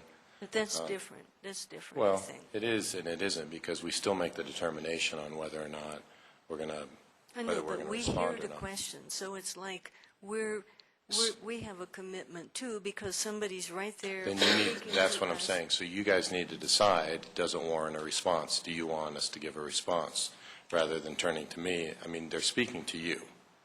I'm not trying to be argumentative, council member. I'm just saying, I think if there's a disconnect on the expectation, it's coming between the 7 of you sitting at the dais and me sitting there and making the determination, me being staff, on whether or not that warrants a response. And so it could help if you guys decide as a body that warrants a response.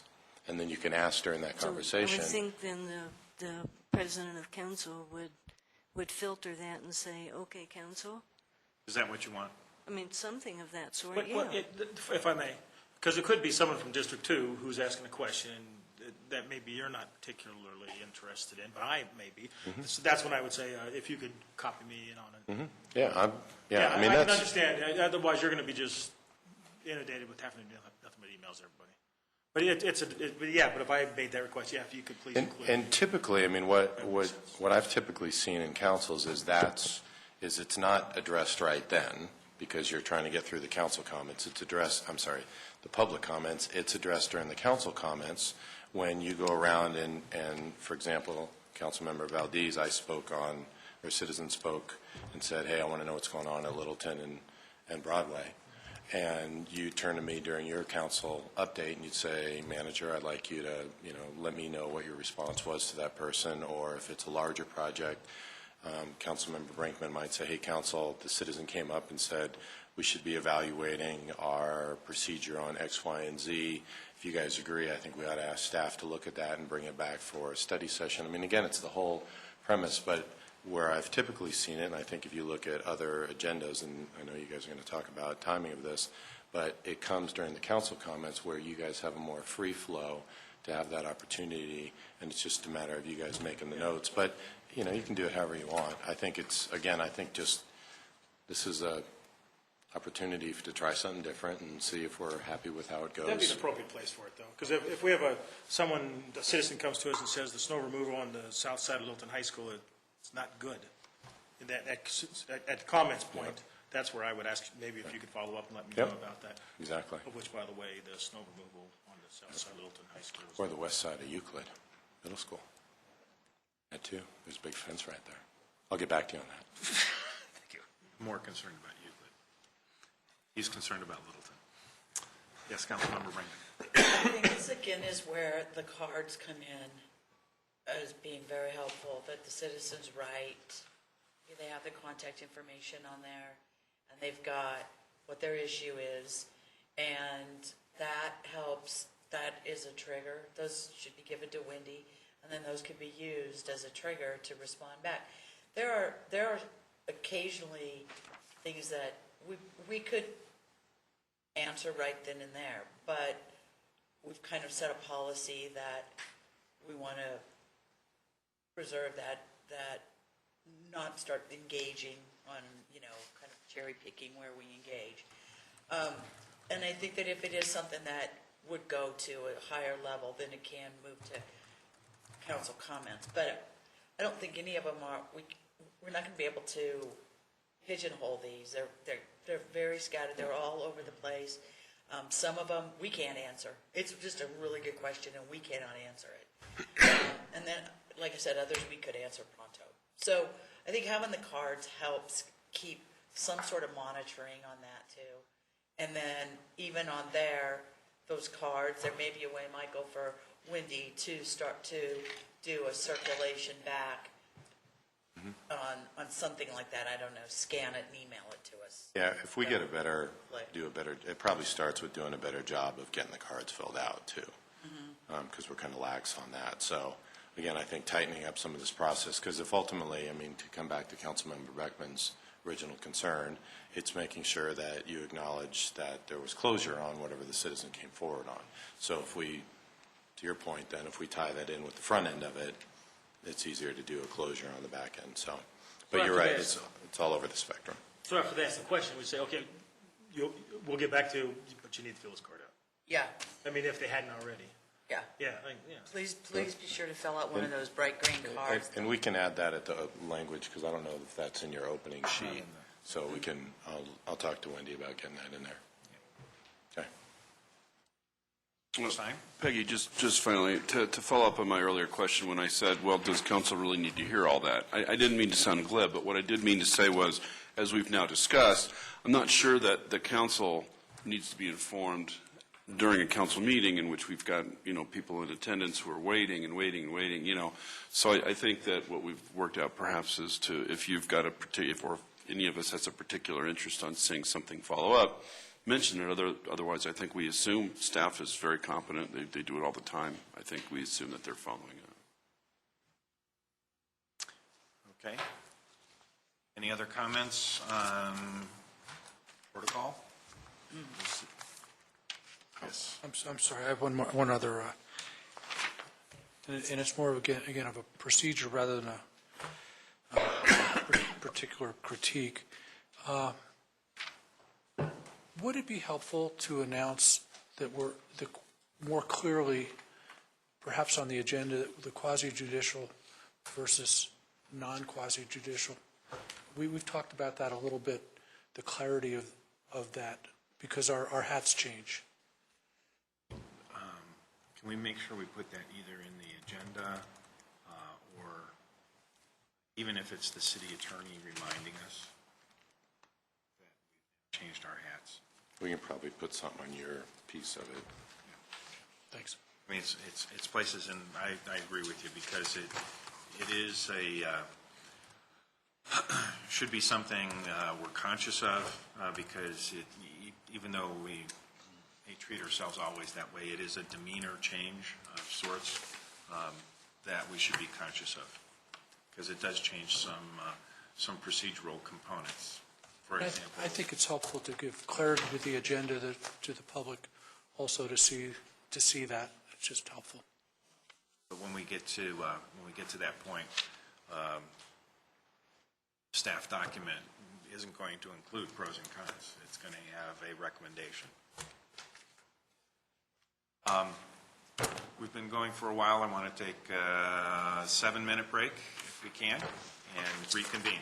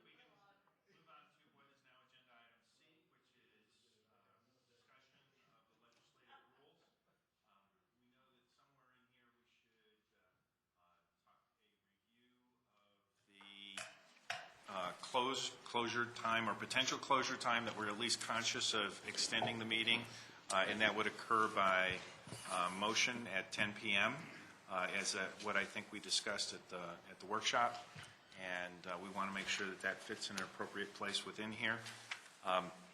But otherwise, we'll start with this. First, Roman numeral 1, that section deals with the rules of order and business as they're adopted, the purpose.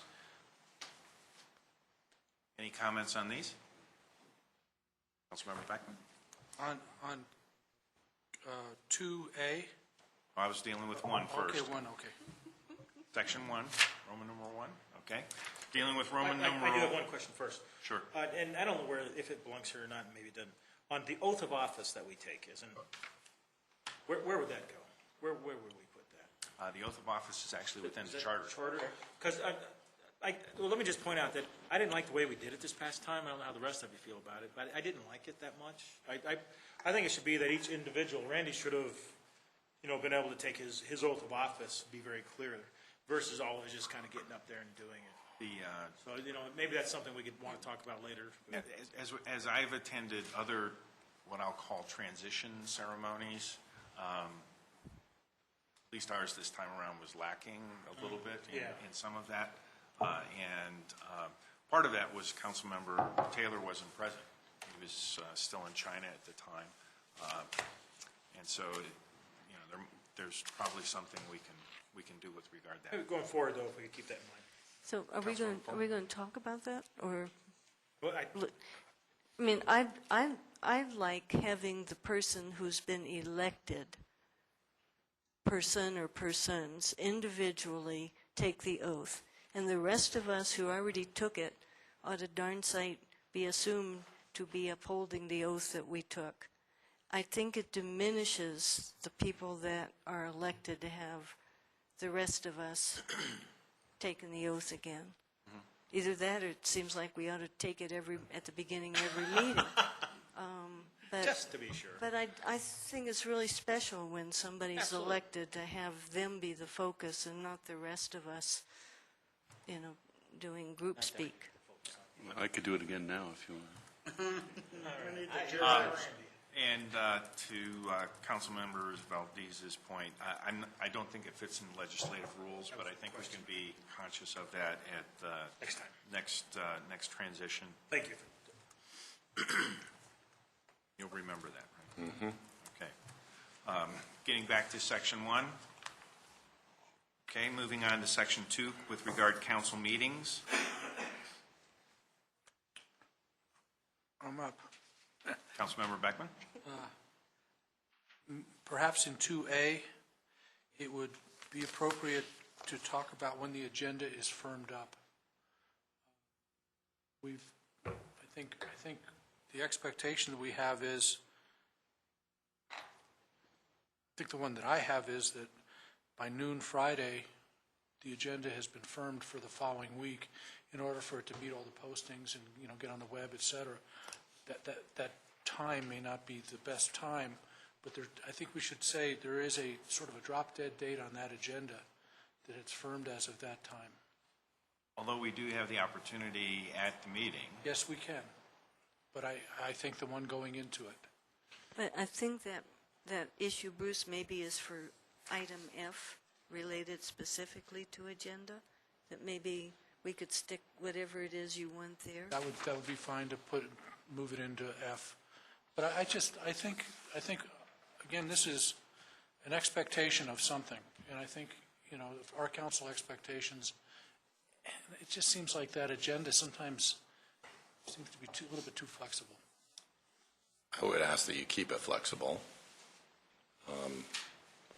We're doing it for the council policy action, and there are times that the reason that I think the language is as vague as it is in here is so you don't lock yourself in. If you remember when the city attorney at the time was crafting this, she was encouraging you to keep that as open as possible. And it's certainly our intent to get it out by Friday, but there have been times when we, even on the applicant side, we're waiting on something, and it's Monday before we finally know whether it's going to go or not.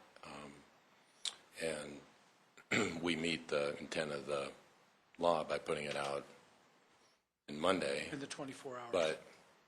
But certainly from an intent standpoint, I think if you want to write it in there, but I would just ask that you give yourselves and us the flexibility to do it.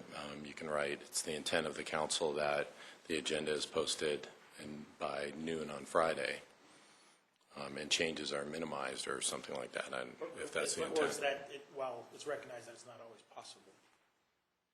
And Yeah, well, it'll be posted, it's just what's on the agenda, because there have been times when we've been waiting for the applicant to tell us they're a go, they're not a go, we're waiting on a particular action. I mean, you guys know we've had to walk stuff in because they're on a timeline. It goes to kind of the council comments, there's a whole spectrum of, or citizen comments, there's a whole spectrum of what could happen, and if we're locked in on things, even though these are guidelines, but I certainly hear Councilman Beckman. I mean, the desire is to minimize it, and it may feel like it's happening a lot. I think if you, again, look at other communities, we're not out of the norm of people trying to make it work, ultimately, at the end of the day. I think, and just watching some items, an applicant may want to pull an item from the agenda even up into that afternoon. It may be awkward and uncomfortable at times, but they can do that, too. Yeah, but pulling is different from getting something late. Is it not possible?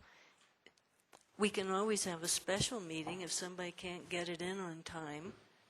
And, I mean, if they can't get it in before the weekend, then have a special meeting a week away so that we have adequate time to look and ask questions of staff. We can do it however you want. I'm just suggesting that you keep it more flexible yourself than less flexible. Because there are times when somebody, I mean, I'm not going to know all the examples, but there's times where people have come forward, they're trying to close on a piece of property, and they don't have an opportunity to wait for something because of the timeline that are required by the banks and other things that are out there. And, you know, it's not necessarily the city's issue that they need to close, but if they want to make the project happen, their crisis becomes our crisis to the extent. And, I mean, I hear what the concern is, but you just need to weigh the notification and advanced awareness versus having the policy direction from the council to staff or whatever the legal request is. We could theoretically get our agenda the way we get it now, downloaded in the way we download it, and then get a part two, because once we had an agenda so big it had to be sent in two parts anyway, because it couldn't all be sent in So a one packet is different than the posting. Yeah, but it was still an agenda, the packet, the whole bunch of documents for that particular council meeting was too big for that one sending. It had to be sent in two parts. So potentially, if somebody's got a last-minute thing they're trying to get to us, it could be sent separate, because my schedule is probably the easiest of anybody's to adjust. I don't think the conversation's about the document. The conversation was about posting. Yeah, but and we know we can amend an agenda. So all I'm saying is if most of the stuff But you can't add to it. You can take off. And, I mean, I think if there is any desire, we would probably put more on the agenda and remove it. But if what we're trying to do is be clear about communication with the public, I don't think that serves any good purpose either, because then somebody thinks they're going to have a meeting on a particular issue. With the opt-in now, when we change the agenda, it shoots out to the people who have opted into that system. And so I think we are, and we're changing it on the web and all of that. So again, I think we're, as much as people are interested in knowing what the council agenda is, if we do change it at the last minute, and I don't know that we've really had that many, maybe we have, they are notified via email of what that change is, and they can look at it right there. So, again, I'm just suggesting that you keep it flexible for yourselves and ultimately for us so that we can provide the level of service. I'm okay with the way it is. Let's leave it. So we're fine with that. But we will, Councilman Beckman, certainly try to minimize that, because we don't want to change it either. I mean, that means we're rushing on the 11th hour, so nobody's happy with it. I'm okay with that. But I hear you. particularly item G, I think, Councilmember Valdez, you want to comment on that? Yes, please. If we could add or move reports to after public comments for a consent agenda. That is what we did at our last meeting in moving reports up. Can we talk a little bit about the purpose of reports, though, too, in this? I'll start off with my comment on this, which is, Council, I believe our reports are really more for each other. You know, it's what we may have picked up because we were a liaison present at a board meeting, or if we attended something specific, such like, you know, like Dr. Cog or whatever, to share that information that's of interest to council. I know we've had a tendency in the past, and I'm as guilty as other folks in trying to post in information of interest to the citizens, but I think now with the city's website and eConnect, there's a lot of ways that folks can get that information about what's there. And if we're short of something like that and we want to get it out to the community, we either share it with Paul Bingham or we can get it posted through some of the eConnect if it's of interest to the community. Does that sound like a fair way to go as some guidance in what we should be doing in our reports? I think reports have become more than that. I think they are more than that. It is something that we can give a report to, of course, to the council members. But I think there are times, too, when we would like to put something out to the public just in general.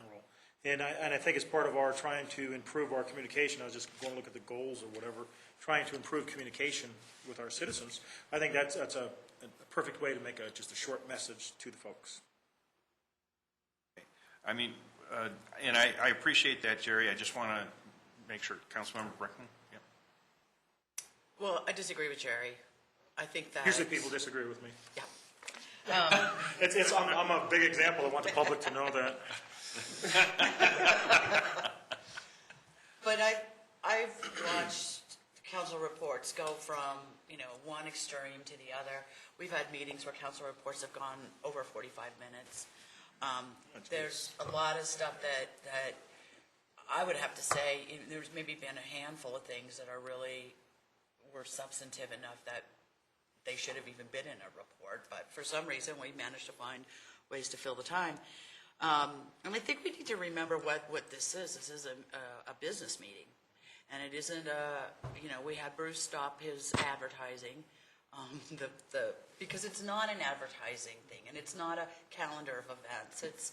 It's an opportunity. I think that I would love to see us get back to more pure meaning of the council reports, which really is an opportunity. We cannot, the seven of us don't talk together outside of these meetings. And it is an opportunity for us then to pass information to each other, publicly, obviously, that we don't have an opportunity to otherwise, which needs to be city related. Now that we've got more people doing liaison to boards, it's a little bit of information as to how that, what was going on with that group. So I'd like to see them, if we get them back to a more pure sense of what they should be, I think they'll produce higher value. And I think that we can try to keep them less verbose, shorter periods. If each of us do a 4-minute, that's a half hour. And we're talking about closing meetings at 10 o'clock or 10:30. And if we've got a good set of business going on, we're there to do that business, not advertise for whatever sports team just ran through town. So that's mine. Since I was disagreed with, I disagreed with your disagree. It is important that we tell the public that we've been to meetings. We've been to meetings on their dime. And while I may be telling all of you the meeting I went to, I'm also telling it to the public folks, because it is their money that we're spending going to these meetings. If I spend more than 4 minutes on any report, just slap me, because I'm not the one that does that. There are certainly other folks who aren't as, I think, as courteous with our time. I absolutely agree with you on that part. We can do a better job at being brief, but I think giving a report, a short report, very short report, is important for everybody to hear, not just for the 7 Us, because we're in some sort of 7-Up club here. It's for everybody. So I have a question. Is it possible for us to post reports on a council website so that we might have the short report and say, I've put more detail on the website? Yes. In fact, this is not the first time I've been involved with conversations where the council has debated the purpose of reports, and I had a council that shifted them all to written reports, and they got mighty short because people didn't want to write anything. It's much easier just to talk. But the same issue was going on. I can't tell you how long it was, but it's up to you guys whether you want to do it. You guys will have to talk amongst yourselves on whether or not that would actually occur. But I think, the mayor spoke to what's the purpose. And Councilmember Brinkman brought that up. In my head, part of, if indeed you put it on if we wrote something up, put it on the website, it would remind us to think of the purpose and keep it even that short, but then very briefly just say, hey, I've put this out there, go look at it. If you want. If you have a report that's long, yeah. Councilmember Stein? I guess I kind of could address what both of you are saying. It seems like perhaps what we should decide is what is the purpose of the report before we determine when the report should be. Because if the report is really for council, and Jerry, with respect, I've heard you each time you've mentioned this, and I don't necessarily disagree. We shouldn't have people, if our reports are meant for the people on TV, for example, who've turned their TV off 2.5 hours before we make our report, then that's really not reaching that audience. If the report is, as Debbie mentions, meant for council, then it really doesn't matter who's gone to bed because we're still there. I would say that what Peggy said and what Michael said really makes a lot of sense to me. If we have reports where we want to reach our constituents, then the most efficient and effective way to do that is to put it on the website when anybody could go on at any time. They don't have to stay up and watch Channel 8 or tune in at a certain time. And if reports are meant for council to inform ourselves of, say, Phil's attendance at Dr. Cog or Debbie's at the South Platte Working Group, to the extent that that stuff is so important that everybody's time, ours but also the public's, everybody viewing, needs to be taken up through that report, I don't have a problem with doing it at the end because it's just for us. As I said, we're there anyway. So I think we should decide what the report should be before we decide when it needs to be.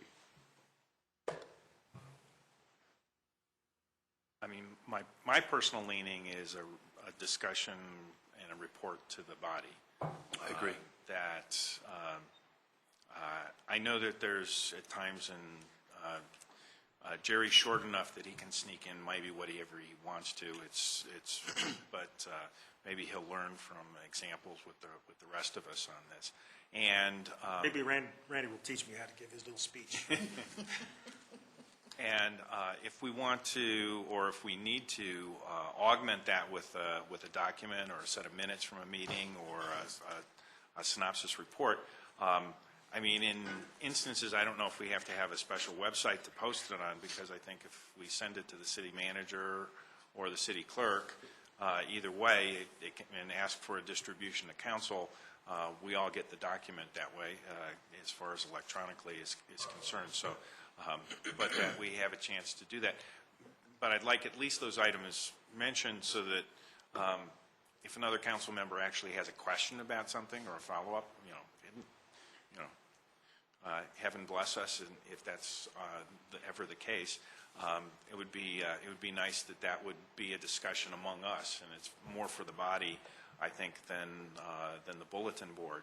And if we need to work on how do we get information out to citizenry on some things, and if we need to find some way to take credit for that, I think that's a separate discussion than the council reports. I disagree. I agree. I agree. Sentiments?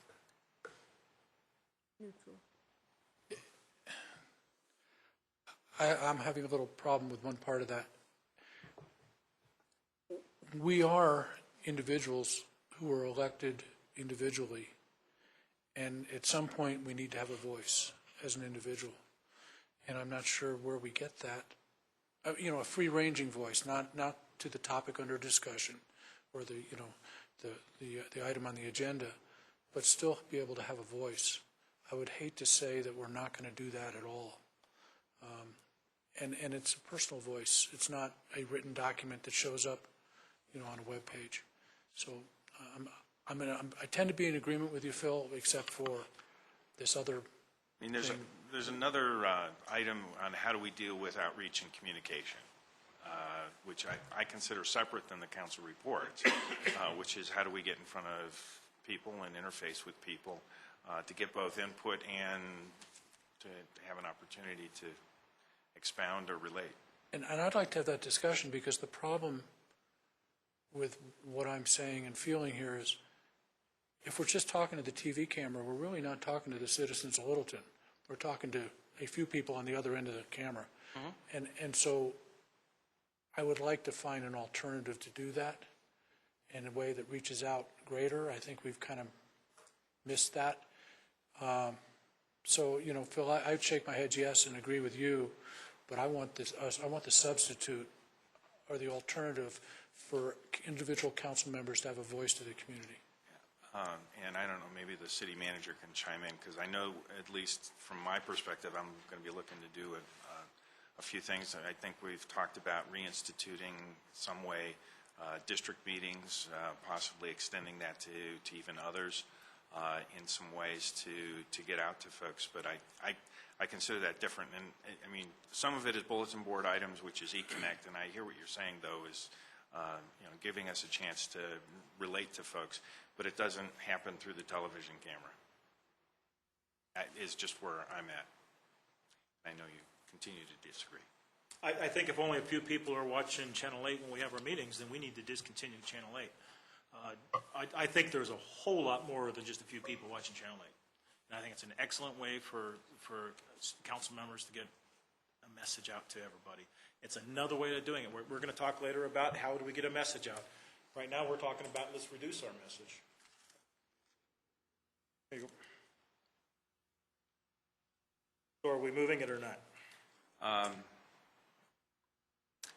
Let's not move it at this point in time, and be open for later discussion if that's some case after we deal with some of the outreach and discussions. Is that okay with folks? No. Okay? I'm not okay with that. But enough for... Just because we skipped it, on the very bottom, well, the very top of that page, we've discussed moving the meetings to 6:30, and I think there may be a typo, or maybe I'm misreading it. At the top of this page 2, Yep, it should be 6:30, and it says was. 7. Yeah, totally didn't see that. There were two other, so we've hit the 6:30s. We hit it here in the study sessions. There's 3 of them. You don't have. Previous right. page 2. That would be also. this No, I got it. You guys don't have our, because I have a red line version. So I have on E, 30. on E, so yeah, we've got all the 6:30s. On E, meeting cancellation, Councilmember Cole had, right at the end of the workshop, we've added acts of God in there, separate acts of God, that was something that you had talked about. And then we have, not to confuse it, but to go to the mayor's earlier comment, rather than that, we've added a meeting duration. Regular and special meetings of the city council shall end at approximately 10 p.m. unless formal action is taken by the council to extend the meeting duration.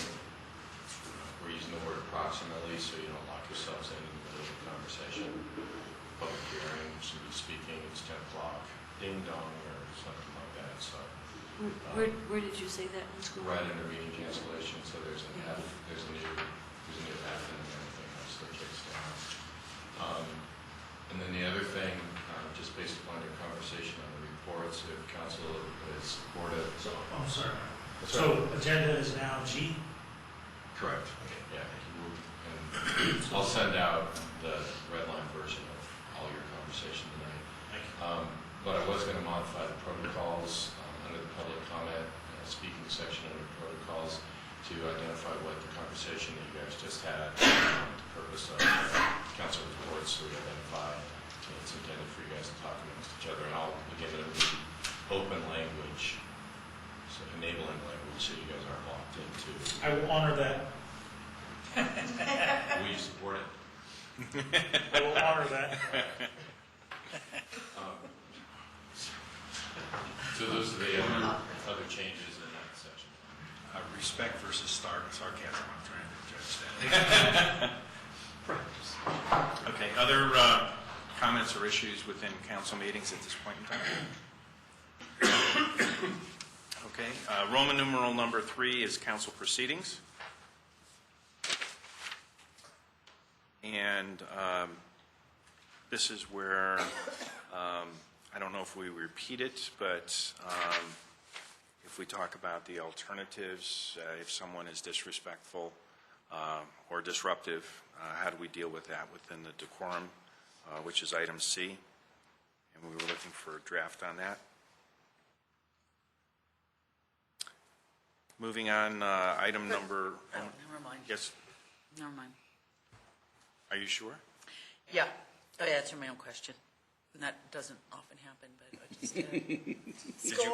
Did you answer it correctly? Want to give us a report on that?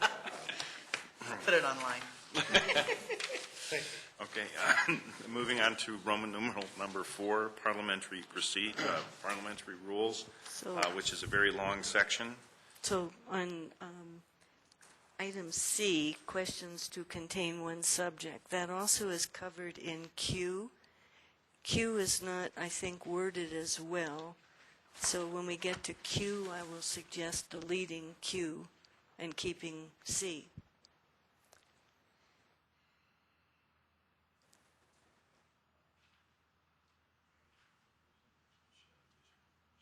Yeah, division of a question is there. And we have done that a couple of times. I think division of a question is called out in Roberts, and that's why it was identified separately. So you probably want to leave it in there, No. or at least let me have the attorney take a look at that. Well, I don't think we need it in here twice. Well, I've been in situations where you start off and you think it's one question, but then folks ask for a division of that, and because it could be a single subject, but it might have 2 predicates to it, and division may be on the predicates, even though it may be called a single question. Did you read both C and Q? One or the other of them does not need to be in here. The issue isn't, Oh, it's whether that's requested? There- Yes, I understand. yeah, I mean, Okay. and I thought C was worded better, but maybe not. Yeah. Yeah, I think Q gets eliminated. Thank you. When we did that time, we just Yes. didn't catch that. Yep. Other comments on parliamentary rules? Yes. Scott, on that, the Q.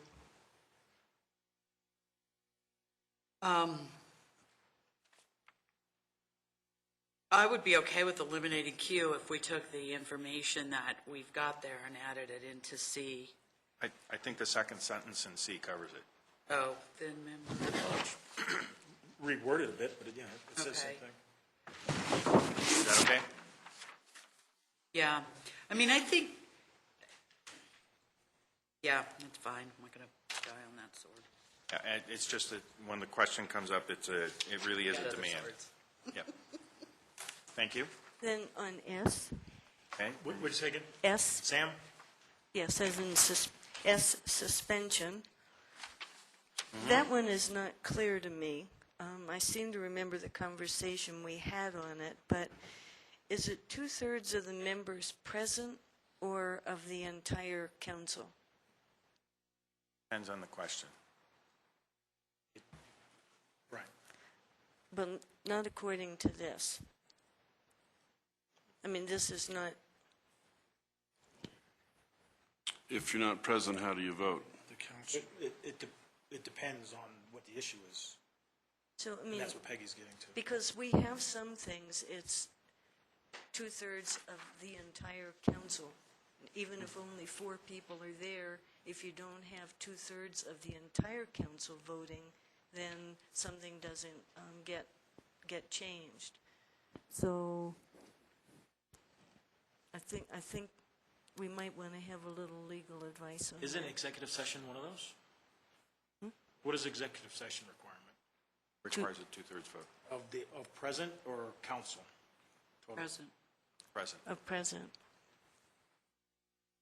When is there any time where it's 2/3 of council that aren't present? I think if we have, Like last week when we were short 2? Is that what you're talking about? it's going to be, if, as I understand it, if we raise an issue on land use and we've got an objection that requires a 2/3 vote, I believe it's 2/3 of council, regardless of Yeah. presence. And I think that's something along the lines of what we thought here. It was the whole council. You couldn't have a simple quorum and then have a 2/3 vote on something of some kind of critical nature like that and suspend the rule. So, And there's a change in rules that sometimes requires a 2/3. so anyway, That's one for Kristen to look at. That's the lawyers. Okay. Let's give it to the assistant city attorney. Deputy. Okay, appreciate that. You got that note? Okay. Other items in Roman numeral 4? Parliamentary rules. Okay. Moving to Roman numeral 5, which will have a note in the agenda that we move to quasi-judicial on that, but it's legislative versus quasi-judicial hearings.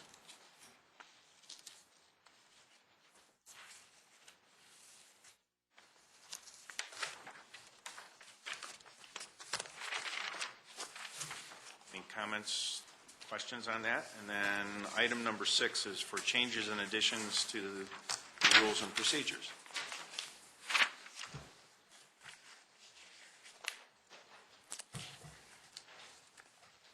Okay. With that, we'll receive draft for consideration coming back to council. Okay. Moving on to agenda item D, which is the city council goals and objectives. This is a continuation of our discussion. We had a very brief element of discussion at last council meeting, but primarily this was carryover from our workshop that we had in December. In addition to that, after that first draft went out, we had the opportunity to communicate adjustments or changes, and that's what we received going into last council meeting. And this draft is the draft that we had coming out of last Tuesday's comments.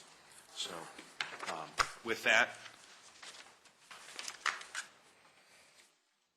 council okay taking this section by section? Good enough. Okay. Comments on vision statement? I'm kind of backing up a little bit. I just Okay. have a question. Apologies for missing last week. It was my understanding at the workshop that we sent it back to staff with the agreement that we would have questions or additional input, and then it was going to be on consent, and now it's back. And what was the reason it's back? It got, I pulled it. I pulled it because I thought it needed more discussion than just the consent. Was it, so there was a majority vote of council to move it? Oh, well, it was pulled from consent, and then after we started discussion, it was that we didn't have enough time to actually have a discussion there, and then during the regular business. So what we did was we extended it to this tonight.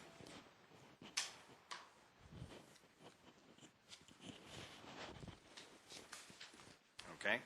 So I do have a question, because city manager and I have chatted a little bit, of whether or not even what we have before us, before we thought maybe we might want to add a couple of action items, which is what I wanted to do, of whether or not we have too many goals and or too many objectives. And maybe the city manager would like to comment. What Councilmember Cole and I had discussed was what the purpose of the document was. And I was explaining what we use it for from staff. And that it's really, I think, a statement of the council's intent for the next 2 years. It's not a directive, or at least in my mind, it's not a to-do list for the city staff. The way I use it is when we are meeting with somebody who may want to open a business here or expand a business, or just the citizen in general, we can talk about, since a lot of times we don't have council members present, we can say, this is what the body stands for. And those goals and some of the objectives that you have in there are very helpful to make a statement for somebody on whether or not they feel comfortable bringing forward an application. That's obviously most of where I have my conversations. But I think it's a real thing, and I can, in the conference room upstairs, we have them mounted, and I can point to them and identify them. I typically don't lose the person that I'm speaking with because they're succinct enough. It doesn't go on for 5 framed things. There's 3 framed things. 2 might even be better. But so similar to your conversation on council reports, what Councilmember Cole and I were talking about was having you guys some level of discussion of what do you think the purpose of this document is. And it's not that a lot of the other things, including a kitchen sink, can't be thrown into a conversation in some other time or place, but for the purpose of the council goals, what do you really need? And when the mayor and I talked about the action items, what we had really discussed was those were those items that the council was particularly, primarily from a political standpoint, interested in getting behind and wanted to make a statement to the citizens saying, these are things we want to see happen over these next 2 years. And they're not things like ensure a financially sound city government at the high level. These are, we want to support passage of the Federal Interstate Commerce Fairness Act. So if we have an opportunity to craft a letter, have you guys approve it, send it off, get in front of our federal delegation and have it supported, evaluate ADU opportunities and other residential redevelopment limitations in the code. Those are things that, specific things that the body wants to get behind. And so I think it's just worthy of a conversation for you guys about how are we using this document. And my concern was on adding more action items that just became a laundry list. Again, you may want to have a to-do list separate, but at some point it gets so long that it kind of gets diluted and we all forget really what the focus is. Because I think for the council, in terms of political direction, there's only so many things you guys want to really make a statement about, because again, of course you support a financially sound government, and that primarily happens during the budget cycle when we look at revenues and expenditures and other policy directions come up. So anyway, that's primarily what we talked about and trying to be focused on what your intent is with this document. And I thought it'd be helpful for, as we discussed, because it was several conversations back and forth, but ultimately so you knew how I use this document, and what value it has for us, because we obviously use it during the budget cycle to identify within the policy questions. But for the remainder of the year, it's not a heavily used document other than really using it as a communication tool, since we don't have you there with us to say this is what you guys stand for. And I think it has a lot of value for that. And people have appreciated it. And just to add to that, particularly two thoughts. One is that we also speak very loudly with the budget. And when we go through that, it basically has a lot of items that are very important in keeping the lights on and seeing things like exceptional service across that. But that's not where we're going to be spending a lot of our time as a council. And in this, to take it through to the action items was an opportunity for those, for us to put down some specific areas of interest that we see ourselves spending some time, and sometimes it's with the support of staff, or very often it's with the support of staff, but to take the opportunity to identify some specific items that are a little more specific, and that's a redundant statement, so overlapping statement, I guess, that we have levels of specificity here for things that we're willing to look at and delve into a little bit further. And so from that particular perspective, this is not a litany of everything that we're looking to have the city take care of, but instead it's what are those things we see ourselves spending some time on that are important to us. So it's not keep the lights on stuff, because that we cover in the budget, but in conjunction with the budget, these are places where we see some things that are important to us. Other comments on that, Jerry? Michael, thank you for that was a good explanation. So if I hear you then, we have an objective, and clearly you'll understand it. So if we add actions to it, then you're saying that part is not necessarily helpful then? Well, I think the action items aren't specific. I mean, they're directives to the staff, obviously, but it's really about those things that the body is passionate about. That you truly, it's not a theoretic thing.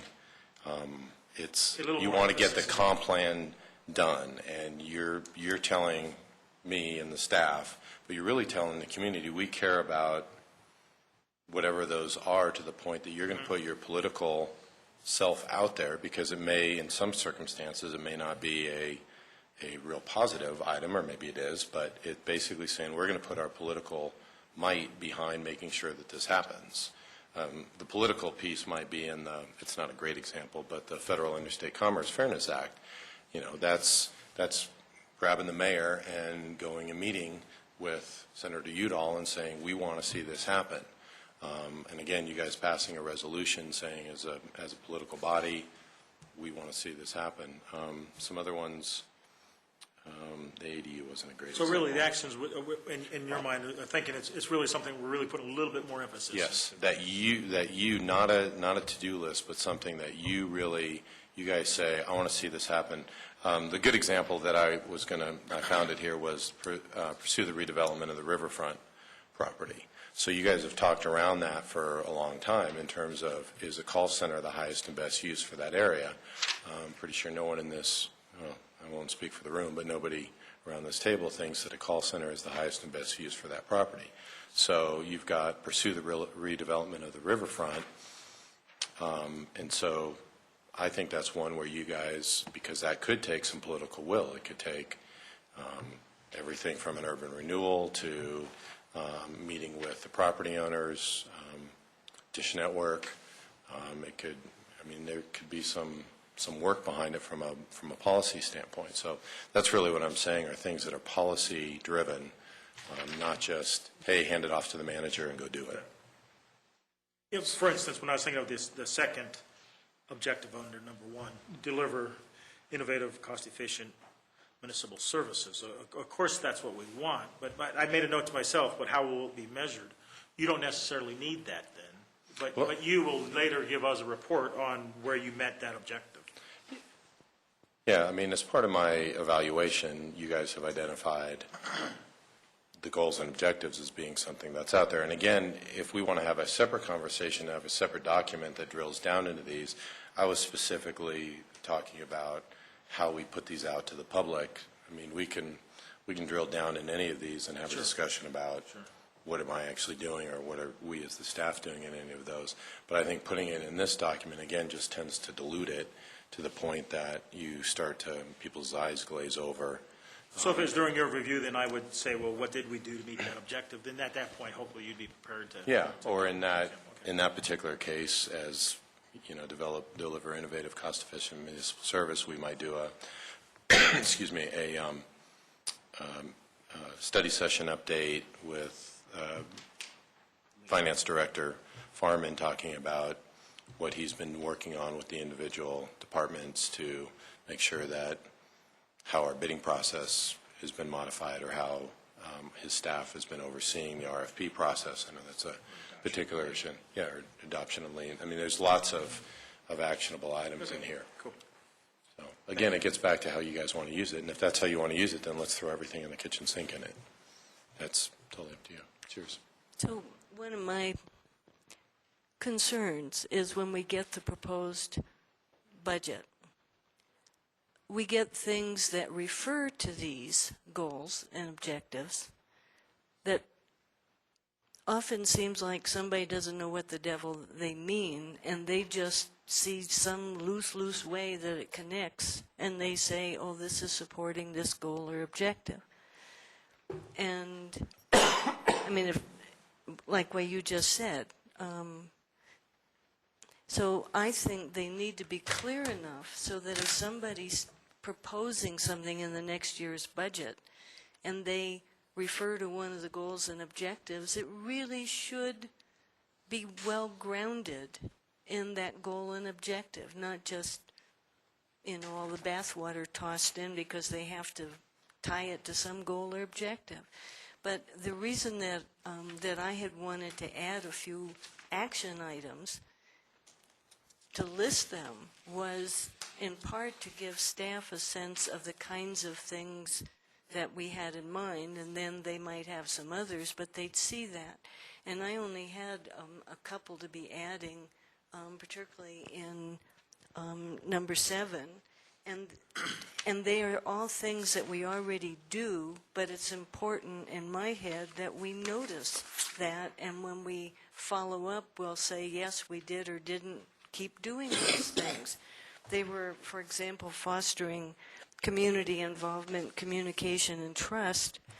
Those, to me, in part, are the things we do with the Police Citizens Academy, the alumni group of the Academy, the neighborhood watch groups, the public-private partnerships where people clean up their neighborhoods, engage in the leaf recycling and stuff like that.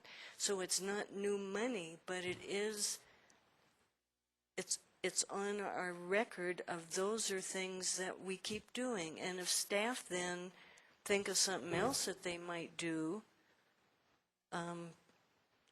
then they would have some examples of what we're already doing. Anyway. Councilmember Stein? I come back to what Michael started by saying is we have to decide what this document means to us. To me, it means it's our goals. And I don't mean to be glib, but if we want a list of council's accomplishments, then that's okay. Then we should include the things that we're already doing. These are things that we're striving to do, that we're trying to accomplish in a relatively short period of time. I agree that I believe that it gets diluted every hyphen and syllable that we add to it. It makes it, to use Michael's term, for other people's eyes glaze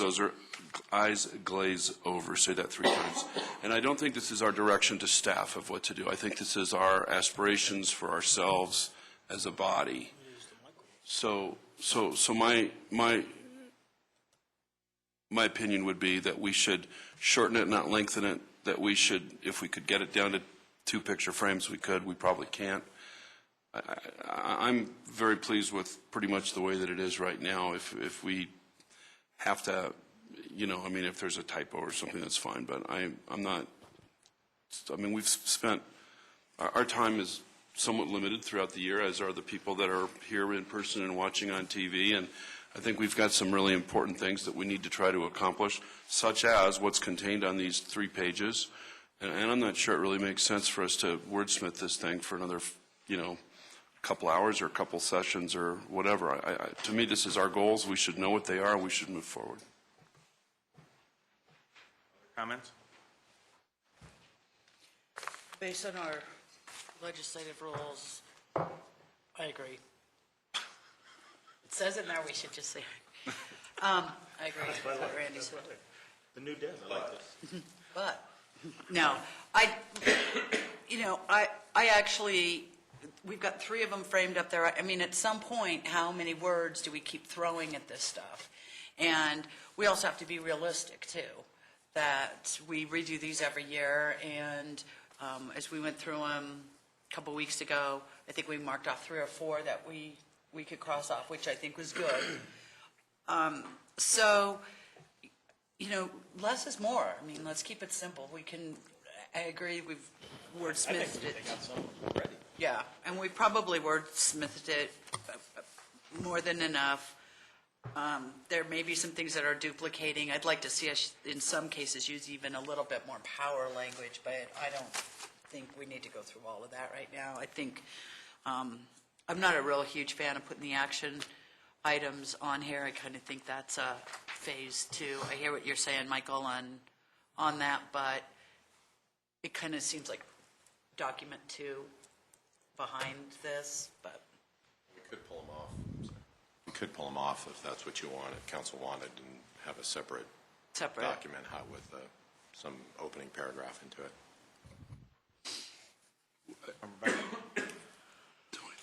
And we could, oh, sorry. Go ahead. Well, I was just thinking, we could actually, if we really wanted to go simple, we could, our vision and mission, vision statement, and then our mission would just be our goals, and that would be it. We have a council vision and a mission. And then after that is our objectives and task list. Easy for you to That's say. simple. Okay. Without going that level. Councilmember Beckman? I would be comfortable taking the action items off and recording them in another area for the city manager, because I'm sure he would also like to add action items to each of these. And I mean, this is not a total list of action items. And I think there's some value to symmetry in doing these, and brevity. And I think the objectives are where council is placing its stamp on the goal, and action items is just going a little too far down. So, 2 things. This we do every 2 years, right? Not every 1 year. Typically, we've done it every 2 years. Yeah, well, we did it 2 years ago, now we're doing it now, so, and yeah, we could do it in 6 months. But I do have a question. Are we going to get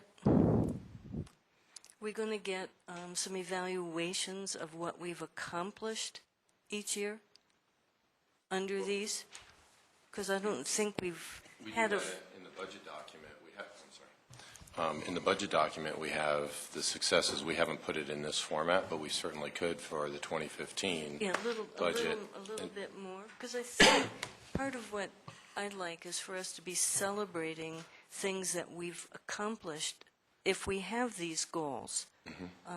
I think that's good, not just because it's Well, if in you the adopt budget. the community plan next week, we'll have a big celebration for that Okay. one, and Okay. we'll make sure it gets written up there. But yeah, we've done it by department, but we can certainly reorient it and have it under the council goals and objectives and have that same information. It'd probably be easier to tie it in together. Because to the mayor's comment, a lot of the items under here, and maybe it was Councilmember Valdez, deliver that innovative, cost-efficient municipal service. Those are ongoing action items under the budget, and a lot of times we'll be asking for some particular software, for example, the sales tax software, which is definitely a more cost-effective.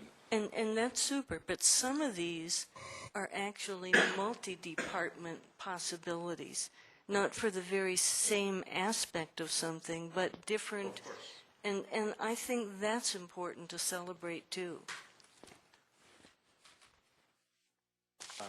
Before we move on, Councilmember Beckman suggested taking the action items and putting them in a separate document. Sentiment of council, sounds okay? Yep. Yep. Okay, so that's one item. And Councilmember Cole mentioned a document that would actually reflect possibly our past goals and maybe gathering together successes, goals and successes, and having that available. Do you want to suggest a time frame for that? Yeah, in the budget. With the budget? Okay. In the budget as part of, because we do that now, as I stated earlier, we just do it by department, not by under the umbrella of the goals. So we'll. Does that sound okay to council? Okay, we're there. And then that allows us then to focus on either an objective statement, if you have a typo or something like that, or we can say, hey, we're fine. Fine. Comments, sentiment? Good? Good? Yes. Okay. And then, Comment? yes, And don't forget the deputy city manager's dashboard. That dashboard can be used to support the accomplishment of goals. Peggy's issue. that's good. As well as our scorecard.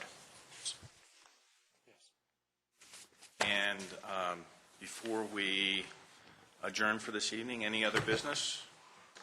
Taking out the actions saved us a lot of time. Council It report. wasn't taking them out, it's moving them.